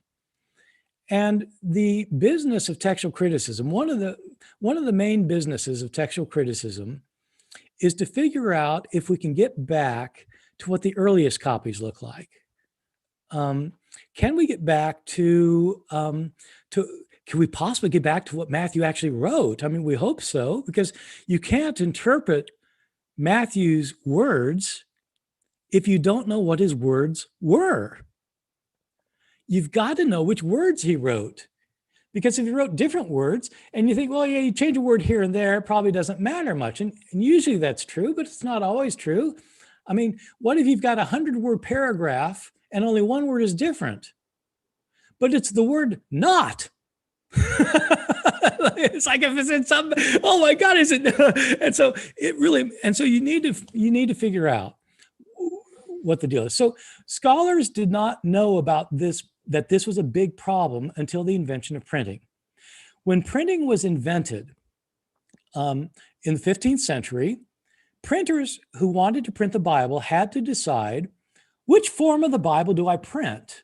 I mean, there are no printed editions. They're just copies by hand, handwritten copy. That's what a manuscript is, a handwritten copy. All you've got is, so how do you make a printed edition? Do you take one of the manuscripts and just like put that into print? Or what if that one has a lot of mistakes in it? Okay, do you find the best one you can find and you put that one into print? Or maybe you can figure out what the mistakes are and you correct the mistakes. Or maybe you find like 10 manuscripts and like you compare them and try and weed out the mistakes by comparing them with each other. And so you do that. In the early 18th century, as scholars were doing that, they started realizing, there are a lot of differences in these manuscripts. So what do we do? In the year 1707, a scholar at Oxford named John Mill produced an edition of the Greek New Testament. He looked at about 100 manuscripts. He'd examined them very, very closely. And he printed an edition of the Greek New Testament that looked kind of like this, where you get the top of the page, which has a little bit, it has some Greek text, which is the Greek New Testament. Then underneath, you got a place where the manuscripts show differences among themselves. The problem is the bottom part where the manuscripts are differences were in many ways more significant than the top part where the Greek text was. Mill, in these 100 manuscripts, found 30,000 differences between the manuscripts, the 100 manuscripts he'd looked at. 30,000 differences? This drove people nuts. I thought I had the Word of God. Well, which one is it? Which of these 30,000? I mean, what's the right reading? And then that was in 1707. This is 2020. We don't have 100 manuscripts now. We have 5,800 manuscripts now. They had more than, he only had access to 100. And we have, as I said, 300,000 differences, 400, 500. How do you know what the original said? The old way of doing it was, look, you got 2,000 manuscripts of Matthew, and 1,900 of them have one wording for this verse, and 100 have another wording for this verse. Look, it's 1,900 to 100. That's 19 to 1. We're going with the 19. We're going with the 19. And so they decided to go with the 19. And that produced the kind of edition that we have lying behind the King James translation. The King James Bible used an edition kind of like that went with a text that was like the majority of manuscripts in the Byzantine period. Then scholars started realizing that all the manuscripts being discovered were not like that text. It's the early texts that were different from that one. And the church fathers are different from that one. And the early versions are different from that one. They started reasoning, well, why is that? And they started realizing you can't just count manuscripts. Here's a reason you can't count the manuscripts. Suppose you've got an original, and suppose then you've got, somebody makes 2 copies of that original, okay? And suppose the original gets lost, all right? So you've got manuscript A and manuscript B. Suppose manuscript A gets copied one more time. Suppose manuscript B gets copied 9 more times. Okay. Suppose A and B get lost. So you've got the 1 copy of A and you've got the 9 copies of B. Suppose the 9 copies of B agree in the way verse is worded against the 1 of A. It sounds like that's 9 to 1, right? Sounds like you've got 9 copies this way, 1 copy that way. So of course you go with the 9, of course you do. But it's not 9 to 1. It's 1 to 1. This one comes from A, these 9 come from B, and if B made the mistake, you'd have 9 to 1 for the mistake. And it goes on like that for centuries. By the time you get down to the Byzantine period, where you get the 94% of our manuscripts that I was talking about, the percentages I gave later, when you get down to those 94% of the manuscripts, they're all copying the same basic textual form. The fact that they're copying the same textual form doesn't mean that that textual form was the oldest form. How do you know what the oldest form was? Scholars in the 19th century, it started earlier than that, as Jonathan pointed out, with people like Griesbach, and there's an old history of this. A guy, Johannes Bengel, and an Englishman, Bentley, and it kind of goes on. People were worried about all this in the 18th century. And the 19th century got really serious. At the end of the 19th century, it got really serious, and people started realizing, look, the evidence is overwhelming. This person we've been talking about, Hort, who was one of my heroes when I was a graduate student, Fenton John Anthony Hort. I read his 2-volume biography. It's fantastic. He was a great scholar of the text. And he wrote a long book in company with his colleague Westcott, Brooke Foss Westcott, and they showed why the Syrian or the Byzantine text was later. They mounted an argument, and the argument still stands today. The Byzantine text is not an early text, and you don't need to read all of Hort. Just, I've said it a million times tonight, but the reality is that this Byzantine text that Jonathan is arguing for is not found in any of our earliest witnesses. Yes, there's a lot of later witnesses. The fact that a lot of later witnesses have it doesn't mean that it's the original any more that the happy ending of Great Expectations is the original, even though that's what you find in all your copies. It's got nothing to do with whether it's the original or not. You've got to do your research and find it out. I've spent a good bit of my career studying the early text of the New Testament and studying how the text got changed over time. My PhD was on how the text developed in the city of Alexandria, in the writings of Didymus the Blind. I've written extensively on the early text of the New Testament and on the changes of the New Testament. And I can just say that the evidence for the early, it's not that there's an early text and a later text. There's lots of textual forms earlier, and there's a fairly consistent textual form later. But what virtually everybody in my field agrees on, who've done this kind of research I've done, I spent 20 years working on this, and I know people who spent 40 years working on this, and all of us agree, the Byzantine text is really interesting, it's really important, it's really significant for the Greek Orthodox Church, it is significant, but it's not the oldest form of the text. Most people who read that text are reading a form that is not like the original. Well, thank you very much. Thank you very much, Bart, for that. That was wonderful. We now are going to pass the time for Jonathan to present his response and closing statement. Also 10 minutes, whenever you're ready, John. Okay, well, thank you, Samuel. And once again, thank you, Dr. Bart Ehrman. A lot of really great information and really good discussion. I think we did go into the details a little bit, but very interesting discussion that we were able to have. Now, as we address tonight's question, have most churches had the wrong New Testament? Now, in order to address this prompt, I would like to focus on the testimony of Augustine to answer necessary allegations and speak on the text state of affairs during the 4th and early 5th century. And one thing I do want to point out is, and hopefully Dr. Ehrman will agree with me on this, is we're aware of variance. Augustine understood variance. He understands there were differences in the text, in the different textual traditions, from what we see in the Greek, what we see in the Latin. And what we're not saying is that there aren't variants, there aren't scribal variations. There weren't things taken out for theological reasons. We understand that we're dealing with human people who have obviously influences. We're dealing with, dogmatics. But Augustine, in his discourse with the Manichaean luminary Faustus, Augustine of Hippo makes the following statement, specifically addressing a textual issue with Faustus.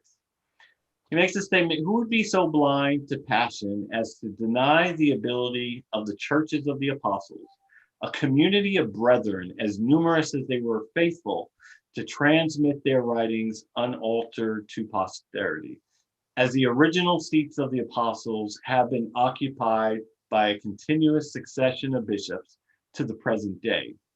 Now, while the Christian churches had different churches throughout the Roman Empire, what we see with the Aramaic churches, we have our Latin churches, we have our Greek churches.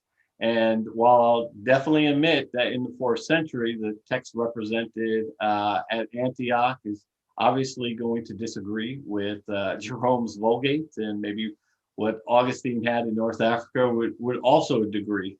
There was this understanding that the form of government that was set up in the churches from the very beginning was an objective framework to apply to textual criticism, as they did with Marcion. They appealed back to the polity that was set up in the churches as the framework for where our foundational text should be. Where are we going to find the best representatives of the text? Jerome understood coming into the 4th century, Christianity becoming legal. There were problems with the Latin translation, as Dr. Ehrman pointed out in his letter to Damascus. This is what he wanted to do, bring about a new translation, but his comment specifically was he wanted to go back to the original form of the Greek, just like textual scholars are doing today. He was obviously trained with the Patriarch of Constantinople, Gregory. He was at that mass, that liturgy, heard him speaking.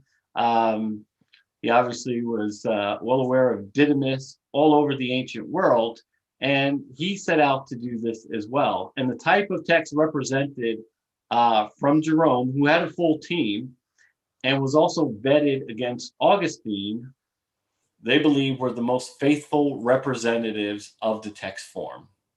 And what we see throughout history is this text form was ecclesiastically transmitted.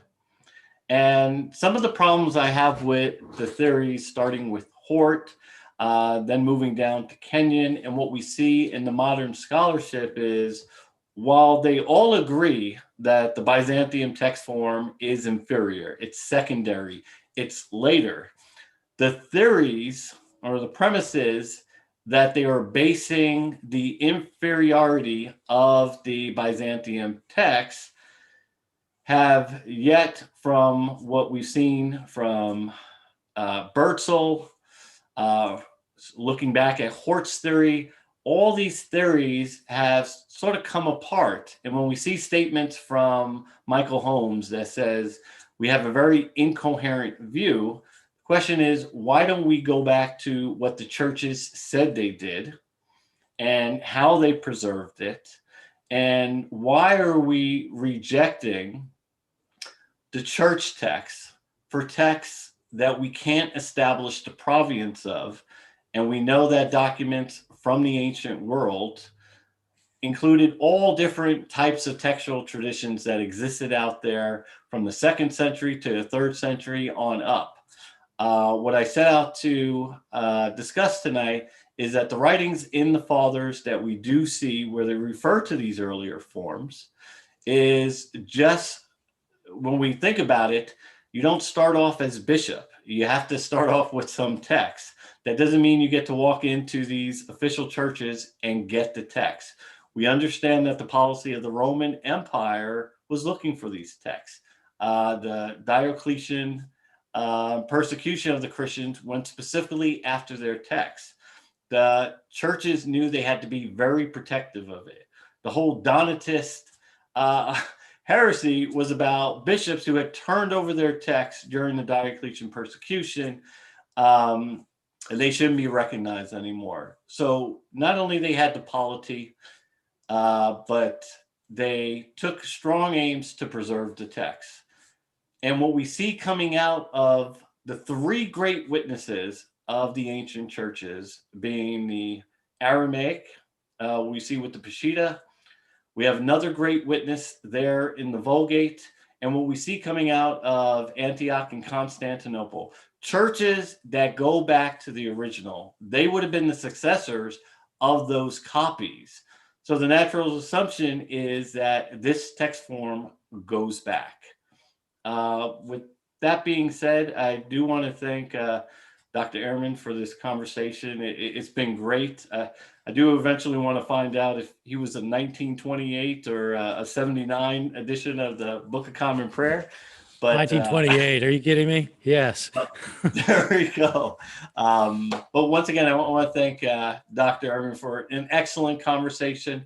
Obviously, there's points that we disagree, but there's a lot that we do. And the argument I'm presenting on behalf of, the Anglicans that went before me, like Bergen, Miller, Scrivenger, Hoskier, and some of our Anglican divines from the past, hopefully I've been able to represent them well.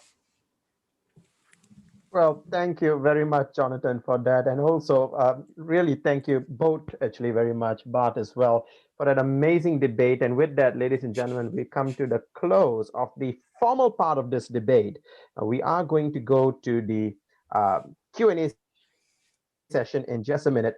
And yeah, on behalf of, as moderator, I just wanted to say I had a blast here. And James, it's over to you, brother. I do have an announcement before we close, but we can do that right before we close. But I'll pass the time over to you, James. Absolutely. Thanks so much. And I too have been thrilled about how well this has gone, and the feedback from the live chat has been awesome. So thank you guys so much. We'll jump into those questions, and want to let you know, folks, we've got a good amount of questions. And so it's probably going to be challenging to get through every single question, but we'll sure try. Just want to let you know, Samuel will also be reading questions from his stream. And so we're going to get started right now. Cystic to Strong, thanks for your question. Said, thank you both for doing this. This has been on my calendar for almost a month. Awesome. So thanks so much. Glad you enjoyed that, Cystic. Custer Survivors, thanks so much for your support as well. And S.J. Thomason, thanks for your question, said, Dr. Ehrman, do you still believe the core tenets of Christianity, such as the resurrection, have been well preserved, as you said in your second, but not third version of misquoting Jesus? I'm sorry, I don't understand the question. I haven't had 3 editions of misquoting Jesus. I've only had 1 edition. I'm not sure what the question is. Can you say it again? I think it's asking whether I think that the New Testament actually talks about the resurrection of Jesus originally, and the answer is yes, absolutely does. Yeah. Gotcha. I may not. Thanks so much. I frankly, I'm trying to understand the question, but I'll keep an eye on the live chat if SJ wants to clarify. Barry, thanks for your question as well. I'm sorry, James. I had my question actually was almost a similar question as SJ had. Do you mind if I just clarify that? Please do. Yeah. All right. Yeah. So in the appendix of misquoting Jesus, and I'm going to abuse my privilege as moderator for this one. So I get to ask a question as well. In the appendix of misquoting Jesus, page 252, you talk about your position being similar with that of Dr. Bruce Metzger, and you say, end quote, the essential Christian beliefs are not affected by textual variants in the manuscript tradition of the New Testament. So I guess my question is going to be a little bit similar to that of SJ. How should I respond, Dr. Ehrman, to non-Christians who tell me that my Bible is corrupted and I cannot trust the essential doctrines it teaches? Well, so 2 things. One is, I don't think that any theologian or any Christian believer is going to have any of their major beliefs change because of textual variants in the New Testament. And I've never said they would. And so I've always been a little bit surprised that people think that like I've changed my mind, because I've never, ever said that essential Christian doctrines were at stake. Because Christians don't make their doctrines based on a single word or a single verse. It's a compilation of the entire scriptures that help them and the tradition that they live in. And so we're not talking about that. But what strikes me as odd as well is that they think that therefore these kind of variants don't matter. Look, there are lots and lots and lots of things that really matter a lot that don't affect essential doctrine. I mean, the one example I often give is if you woke up tomorrow morning and for some reason, every Bible on the planet now was missing the book of Jonah and Micah and Luke and 2 Peter, would that be significant? Oh my God, that'd be significant. Would it affect any essential doctrines? No. So, no. So I don't think, so I've never said that it would. And so I had a second point. I forgot what it was because I got so excited about the first point.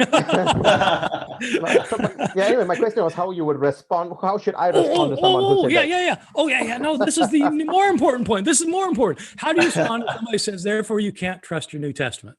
Or you can't trust what? You didn't put it like that. You said trust the essential doctrines. Look, whether you trust the essential doctrines, in my opinion, has almost nothing to do with textual variants in the New Testament.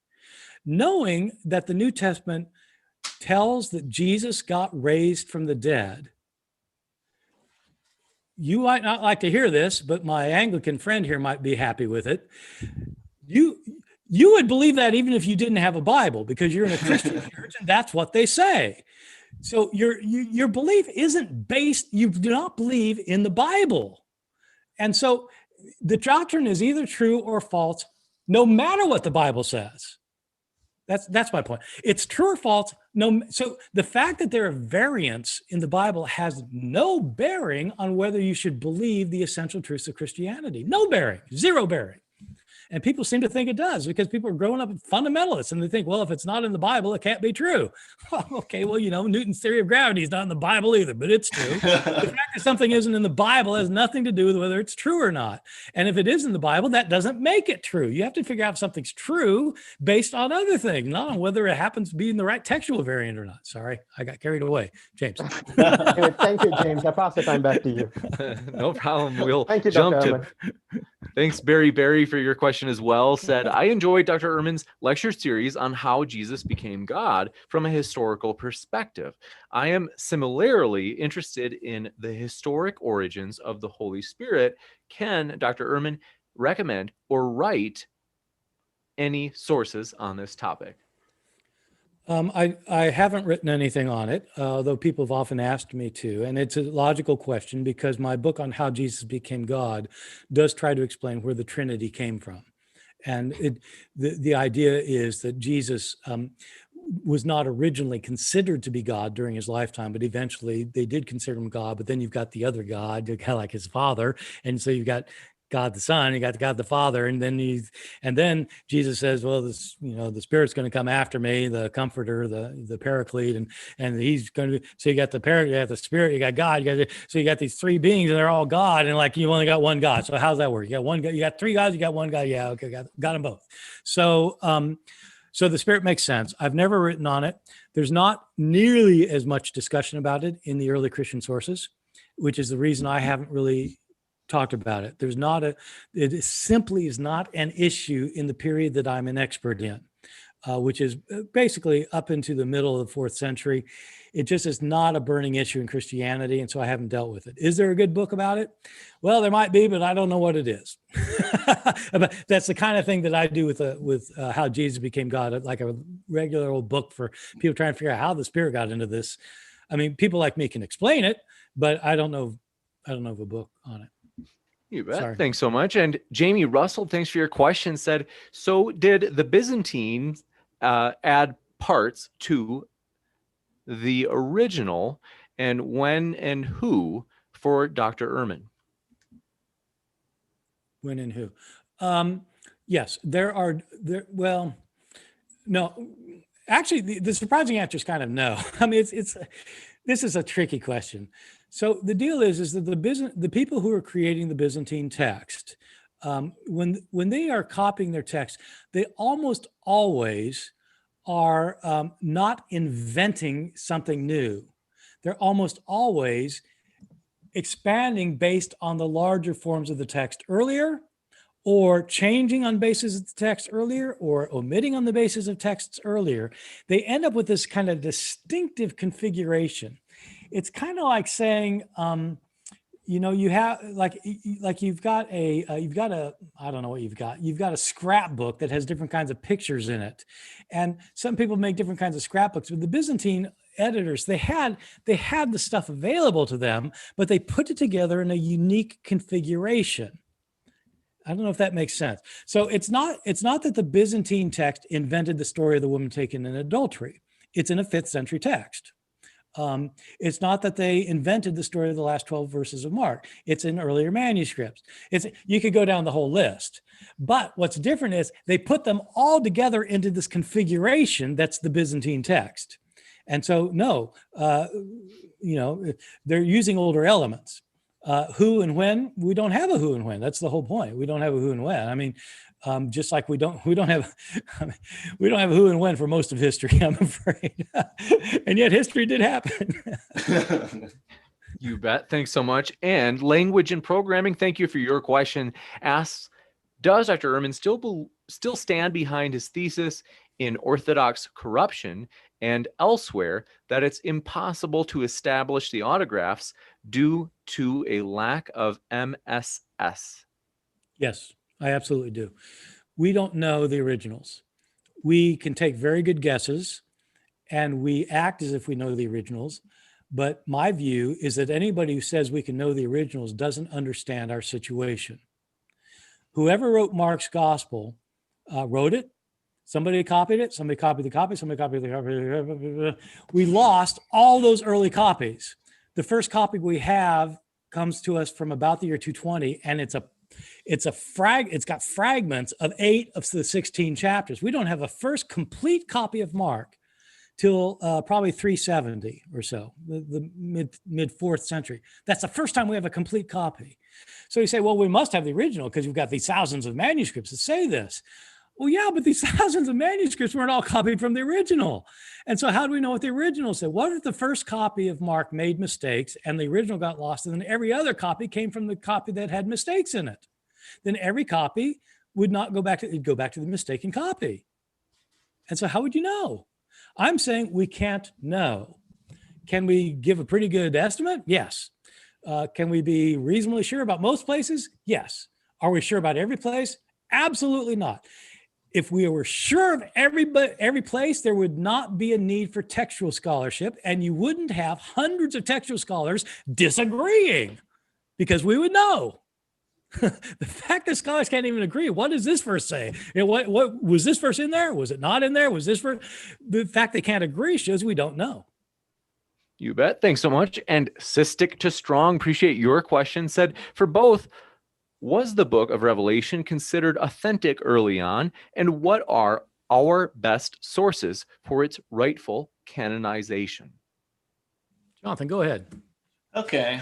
Well, I think first off, and we see these arguments kind of later on in history. We know that there was a lot of debate with Revelation. We know the Patriarch of Alexandria did not like it. Eusebius had his views on Revelation as well. But we do see very early on, Tertullian defends it as coming from, John the Apostle himself.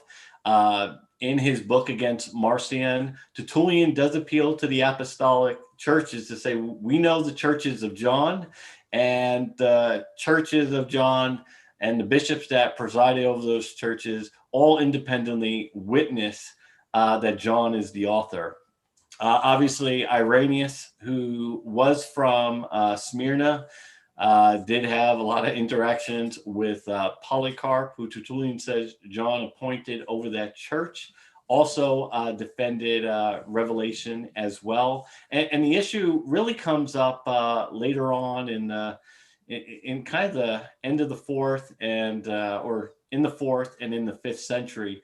I know the North African Church responded specifically against Pope Boniface, who rejected it in the Council of Carthage in 419, that says, these are the texts that we receive from the fathers to be read in church. So the argument was, this is the text that had come down in our churches. And while we understand the issues, because even the Greek church, they kind of suppressed it from the liturgies. So there were theological biases and views against Revelation. But once again, we can trace that history to see where that comes in. And I'll turn it over to Dr. Ehrman to speak on that matter as well. Yeah, so the book of Revelation was heavily disputed in the early church. Many people did not think it belonged. Some people thought it did belong. Many people thought the Apocalypse of Peter should be in instead of the Apocalypse of John. In the 3rd century, a important figure in Alexandria wrote a convincing argument that whoever wrote the book of Revelation, this is Dionysius of Alexandria, whoever wrote book of Revelation did not write the Gospel of John. And so that is the virtual consensus today among scholars of the book of Revelation. You just have to read the two in Greek. Whoever wrote John did not write the book of Revelation. These are very different books, but it is widely disputed. And and Jonathan's right. Eusebius in the 4th century called it an antilegomenon, meaning it was disputed. Don't know whether, he wasn't sure. And so it finally gets in at the end of the 4th century because along with the book of Hebrews and some of the others that were kind of disputed. But after the 4th century, there isn't that much debate about it. You bet. And Brandon Connell, thanks for your question, said, wouldn't any inconsistency prove it is wrong and shouldn't be followed as literal truth? I think that's maybe for Jonathan, maybe kind of a challenge to inerrancy. Well, I do want to speak on that for a second as far as inerrancy, because they apply that to the original text. Now, as Dr. Ehrman pointed out, we don't have the original text. So the idea that we have the originals or the inerrancy, and what we find in the writings of the fathers is infallibility, that scripture won't lead you to error. And that was the historic position coming down from the fathers. So we understand there are variants.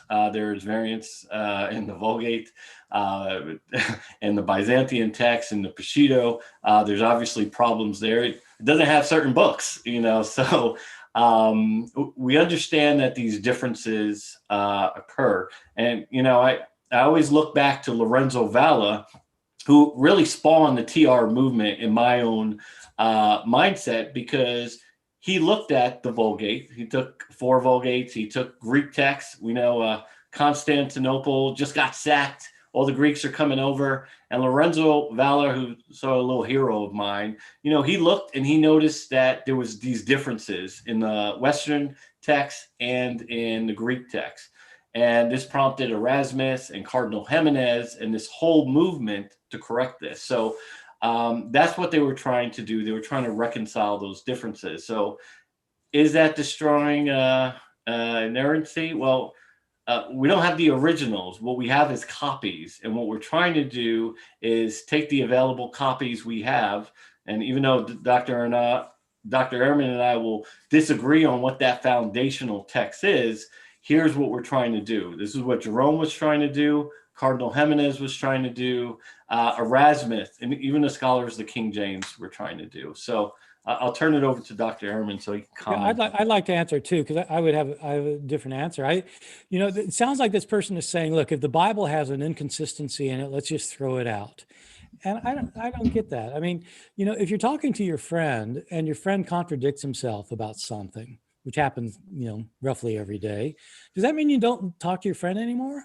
Like your friend has nothing to say because there was an inconsistency? I mean, if there is an inconsistency in the Gospels, and I think there are lots of inconsistencies in the Gospels, what that shows is that if you've got 2 reports of what Jesus did and they contradict each other, what it shows is that both of them cannot be true. One of them could be true, or the other could be true, or they could both be false. They both can't be true. But it's true about that particular point. If you don't think of the Bible as like this inerrant revelation where every word has to be right, if you think about that, that's fine. I mean, that's a view of inerrancy that if you go that far, I mean, it's a fundamentalist view of the Bible, which is fine. You're happy, but it's going to get run into problems because of these inconsistencies. But you could have other views of the Bible and still believe in it. And most people do and have throughout history. Most people have not held to the view of inerrancy. I know, because I used to hold to it. You got it. And language and programming, thanks for your question, said, I'm curious how Dr. Ehrman thinks Dr. Goodacre's thesis against Q stands up, namely that Matthew and Luke are just later extended redactions of Mark. Yeah, that's not quite his theory, but so Mark Goodacre is my colleague at Duke, and he doesn't believe in Q, which is the hypothetical source allegedly behind many of the sayings in Matthew and Luke that are not found in Mark. I think Mark Goodacre has made the very best possible case that has been made in the history of the human race against Q, and I'm not convinced by it. And so most scholars continue to think that there are aspects of the relationship of Matthew, Mark, and Luke that show fairly clearly that that both Matthew and Luke copied Mark and also had access to a source we no longer have that they call Q. It's not a big deal. His argument, by the way, isn't quite that. It's Matthew copied Mark, Luke copied Mark, but Luke copied both Mark and Matthew. So it's a little bit different. So, You anyway. bet. Thanks. Appreciate it. And S.J. Thomason with another question. Thanks, S.J. said, for Dr. Ehrman, were Peter, James, and Paul martyrs because they believed Jesus resurrected from the dead? We don't know. I mean, you always hear these people, you hear conservative Christians often say in an apologetic mode that all of the apostles were martyred because they believed in the resurrection. And nobody would die for a lie. Therefore, the resurrection must have happened because these people actually believed it. We actually don't know what happened to the vast majority of the apostles. And so we have legends. We have no accounts in the New Testament of I assume he's talking about James, the brother of Jesus, and Peter, the disciple, and Paul. We have no record in the New Testament of any of their deaths. The first references to Peter and Paul's death is in a book called First Clement, which was written probably in the late 90s of the Common Era, so during the time of the New Testament. And he does mention that Peter and Paul got martyred. He doesn't say the reason for it. James, there are all sorts of stories about how James died, one of which is that Paul killed him. So that's the kind of level of legend we're talking. And the story that Peter got crucified upside down and that Paul had he got his head lopped off. Those come from later apocryphal Acts of the Apostles, the Acts of Peter, the Acts of Paul, at best at the end of the 2nd century. We actually don't know. I suspect that Peter and Paul probably were martyred, but I don't know for a fact. You bet. Thanks so much. And let me make sure I try to pronounce this right.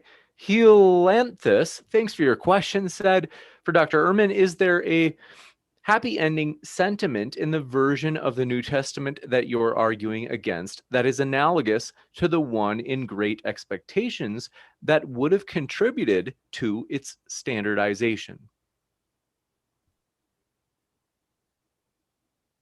No. I don't think so. I mean, there's certainly additions that are like Great Expectations that are happy endings. I mean, the story of the woman taken in adultery, I mean, how good can you get? Go and sin no more, as opposed to being stoned to death. Well, that's a nice ending. And we sure like that one. But the Gospel of John was going to be canonized, whether that story was in it or not. The similarity with Great Expectations is that a lot of times scribes will take something that is really kind of like disturbing and hard to understand, and they'll make it better. This has been recognized since the 18th century.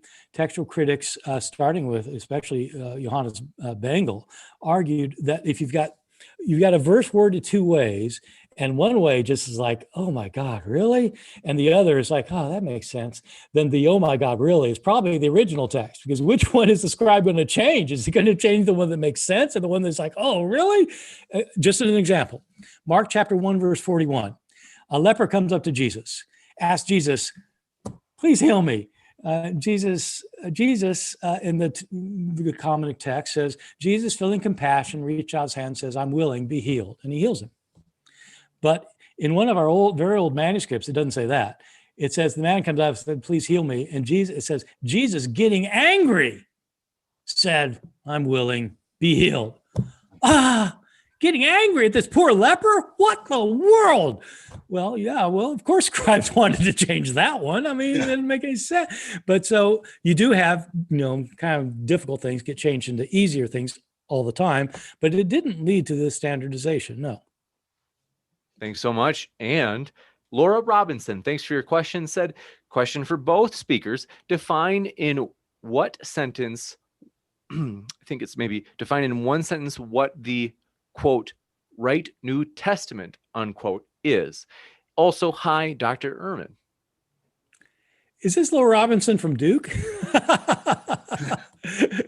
I probably know 20 Laura Robinson, so this sounds like maybe this is I'll start because I have no good answer. What is the right New Testament? I suppose what most people would say in the context of what we're talking about is the right New Testament is the one that's most closely representative of what the authors originally wrote. I think that's it. Thanks so much. One sentence. So I would say it's the texts that have been ecclesiastically transmitted in the Greek, Latin, and Apostolic Church as the best representation of the earlier forms of the text. And now, for me, that would be the Syro-Byzantium text form, the Latin Vulgate, and the Peshitta. That sentence had a lot of semicolons in it. I've just got to say. Yes. Right. Thanks so No, much. we- And by the way, you were right, Dr. Ehrman. That was Laura Robinson from Duke. She's trying to close the singers. She's a graduate student. She's like, wait, my students, what are you doing? And then I do have a question as well from Explain side, but it can go after yours, James. Go ahead. you bet. This next one comes from James Snap, who asks, question for Dr. Ehrman. Does he think the Peshitta, is it pronounced Peshitta? Peshitta? Yeah, that's good enough. Was produced, was produced by Rabula? And thank you. And Clement of Alexandria's text of First Thessalonians looks Byzantine, doesn't it?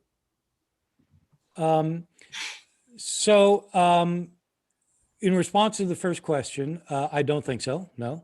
In response to the second question, I don't know. Thanks so much. And Samuel. Thank you, James. Yeah, so we do have one question from Finding Truth, who says, the question is for Bart.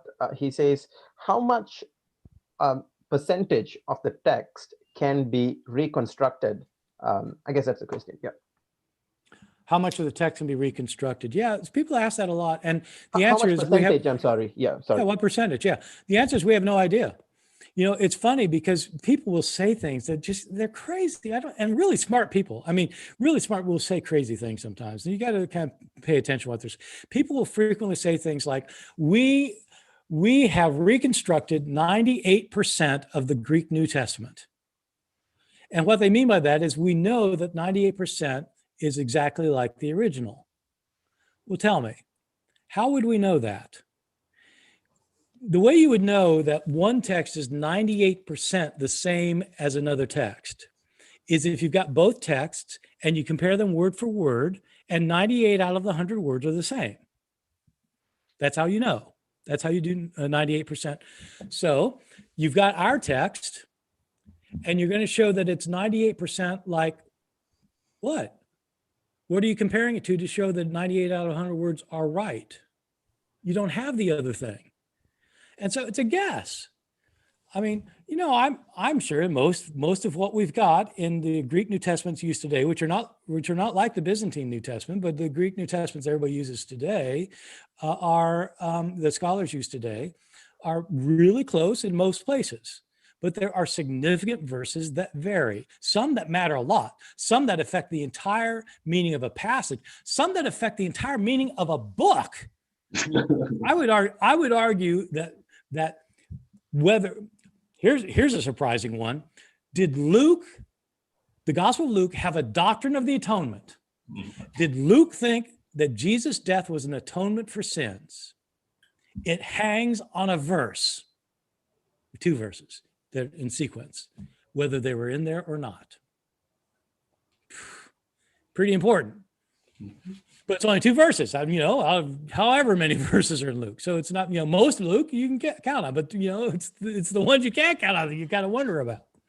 Right, we do have one more question from, and this will be the last question from Explain side, and then I'll pass it on to James. It's from Dr. Stephen Boyce. He says, Polycarp said in chapter 3 of his epistle to the Philippians, and when absent from you, he, Paul, wrote you a letter, which if you carefully study, you will find a means of building you up in that faith which has been given to you. Polycarp was early to mid-2nd century, and it appears that he assumes the church at Philippi still had the letter and could study it. What are your thoughts about that with the theory of copies of copies of copies, as if the church lost these readings or potentially lost these readings or lost control of the text?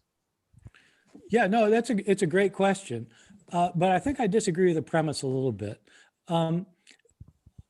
I sometimes will say to my students, Okay, you got, you got your New Testament. So you've got your letter to the Romans. Look it up. What does he say in chapter 3, verse 12? I say, you've got the letter to the Romans. I don't mean they have the original copy. And so when Polycarp tells the Philippians, you've got Paul's letter, of course they had Paul's letter. But it doesn't mean that they're basing it on, he's not saying, they may have the original. Part of it has to do with when Polycarp lived. I mean, he's usually thought to have died around the year 155. There's a debate about his letter and about whether his letter is one letter or two letters and how they date and all that. But however you count it, at earliest, he said that about 70 years after the original of, I'm sorry, more like 80 years after the original of Philippians. Is it likely that 80 years after the original, the church is still using only the original? I'd say absolutely not. So they might have it. But, thanks so much. And Carl Sagan, thanks for your super sticker. Appreciate the Carl support. Sagan. wow. This one's going to be really out of there. And then James Snap, thanks for your question. They asked for Dr. Ehrman, besides Mark 16 and John 7 through 8, what readings in the Byzantine text would you say have a meaning drastically different from the original? So the one I was just referring to would be a case in point. It's the story of Jesus in the Garden of Gethsemane, where he's sweating blood. In Luke's gospel, actually, this is a different one. I'm going to give you two. I'm going to do two real quick, both from Luke. In this one, Jesus is sweating blood. He's very disturbed and he's all upset and bothered. An angel comes down and ministers to him. It's where we get the popular idea of sweating blood comes from, because he's so disturbed. It's the only two verses in Luke's entire narrative of Jesus' death, going to his death, where Jesus is upset. Unlike Mark, where he's upset all over the place. Luke has gotten rid of all of Mark's references to Jesus being upset, because in Luke, Jesus is calm and collected going to his death. And he has no doubts about why he's doing it. He knows exactly why he's doing it, and he knows what's going to happen after he does it. And that's so different from Mark, where Jesus is in doubt and he wonders why God has forsaken him. And he's distressed and his soul is sorrowful unto death. And all of that's in Mark. Luke's changed all of that. Well, if those verses are original to Luke, then Luke hasn't changed all that. He's still got the same thing Mark does. If the verses are not original, then yeah. So they're in the Byzantine text, but they're probably not original, in my opinion. About the atonement, it has to do with the Last Supper in chapter 22, verses 19 and 20. Does Jesus at the Last Supper in Luke's gospel say that the bread represents his body that is broken for others, and the cup of wine represents his blood shed for others, or not? It's in the Byzantine text. It's not in many of the early texts. Was it originally there? If it wasn't there, Luke's gospel has gotten rid of all the other references to Jesus' death as an atonement from Mark. If it's not there, then Luke doesn't have, in my opinion, Luke doesn't have a doctrine of atonement. He still thinks the death is important, but the death does not bring an atonement for sins. It's pretty important stuff. So we could do this one all night. Thanks so much. And Lancer, thanks for your question, said, just got 4 infected wisdom teeth taken out today, but nothing could have made this night well other than listening to Dr. Ehrman. Great debate. # Chapel Hill Pride. So, yes, go Heels. So glad to hear that, Lancer. It's been a true pleasure indeed. And then James Snap, thanks for your other question, said, question for Dr. Ehrman regarding John 7, chapter 7, verses 73 through John chapter 8, verse 11, doesn't the CY form of the OL capitula show that the PA was already in the text of John after 753 in the 200s? I could put that in the, I don't know if you... No, I got it. And the I'm sorry, I wasn't following on. It's 737. He's talking about the woman taken in adultery. The PA is the pericope adulteri. So he's asking, doesn't this show that the woman taken in adultery was already in the text in the 2nd century? Almost everybody answers that question, no. The manuscript he's talking about is not a 2nd century manuscript. And so I don't know why he would think. James Snapp is a scholar of the text, and so but he has a view, I think, more along the line of Jonathan's view. But no, I don't see why that puts it in the 2nd century. It certainly doesn't put it in the majority of the 2nd century. It doesn't show up until Codex Bezae, so as he knows. Huh. Well, actually, thanks so much. And then we, this is our last, let's see. So thanks so much. And we appreciate you going overtime for us as we've gone over the 30-minute mark. We want to remind everybody, first, want to let you know, I've linked all of the speakers down in the description. So if you'd like to hear more from any of them, hey, great time to go down there and click on their links. Want to say thanks so much for Explain Apologetics. Samuel Nassan, who you're seeing on the bottom right of your screen, folks, we totally appreciate his collaborating with us for this event. And also want to say thanks so much to our speakers, of course, Jonathan Sheffield and Bart Ehrman. It's been a true pleasure. Thank you so much for being with us. May I say something? May I say something? Absolutely. So I appreciate, the link and all. I want people to know about my blog. Jonathan, you get your 5 seconds too. I want people to know about the Bart Ehrman blog, where I talk about this kind of stuff all the time. I post 5 times a week, for the last 8.5 years, on everything related to the New Testament, early Christian, not just textual, but like the whole thing of the history of Christianity up to Constantine. So if you're interested in this kind of thing, check out the Bart Ehrman blog. Absolutely. Yeah, I was actually going to bring that up because I know you just recently launched your new blog, and it has some really interesting. I have some friends in the Anglican Communion that were asking about it too for the upcoming debate. But yeah, very good. As far as myself, everyone knows where they can find me on my YouTube channel, out here on Modern Day Debate or with Samuel Nissan. Other than that, I definitely thank Dr. Ehrman for having this conversation and at least getting to understand maybe the problems that I have with this field in general. But it's been a pleasure. Great, thanks. Me too, Jonathan. Thank you. Now, before I do go back to James, I do have an announcement. James, if that's all right. Absolutely.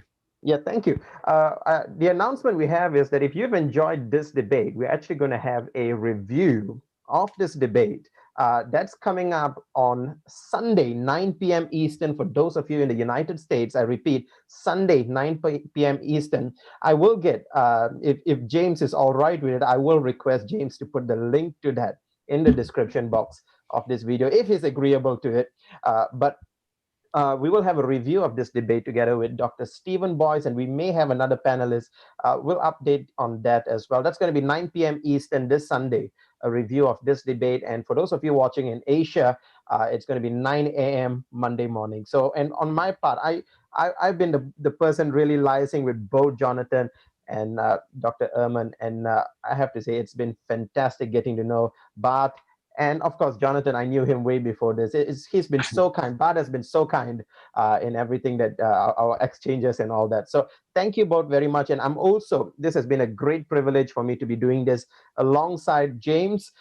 James and I go back to a long time. In fact, he's been to Malaysia as well. We've spent time there in Malaysia together. Wonderful doing this with you, James. And thank you very much for this. I pass the time back to you. Thanks so much. My pleasure. And want to remind you folks, I don't know if I think I mentioned up front, but I have to mention again, I put Samuel's link to Explain Apologetics in the link or in the description. And so I would encourage you, if you enjoy debates, folks, they have a lot of debates with top, like just epic historians. So I highly encourage you, a lot of scholars in different fields, highly encourage you to check out Explain Apologetics, Samuel's link in the description. I've also Bart Ehrman's blog that he had just mentioned, that's in the description as well right now. So those links are waiting for you. And then last But certainly, we want to let you know, folks, no matter what walk of life you come from, Christian, atheist, or one of the many strange creatures in between, we want to say thanks so much for hanging out with us here. We appreciate it. And if it's your first time here and you love debates, hit that subscribe button, as we have many more coming up. And with that, we are going to go off the air on our side. So thanks so much, everybody, and keep sifting out the reasonable from the unreasonable. Have a great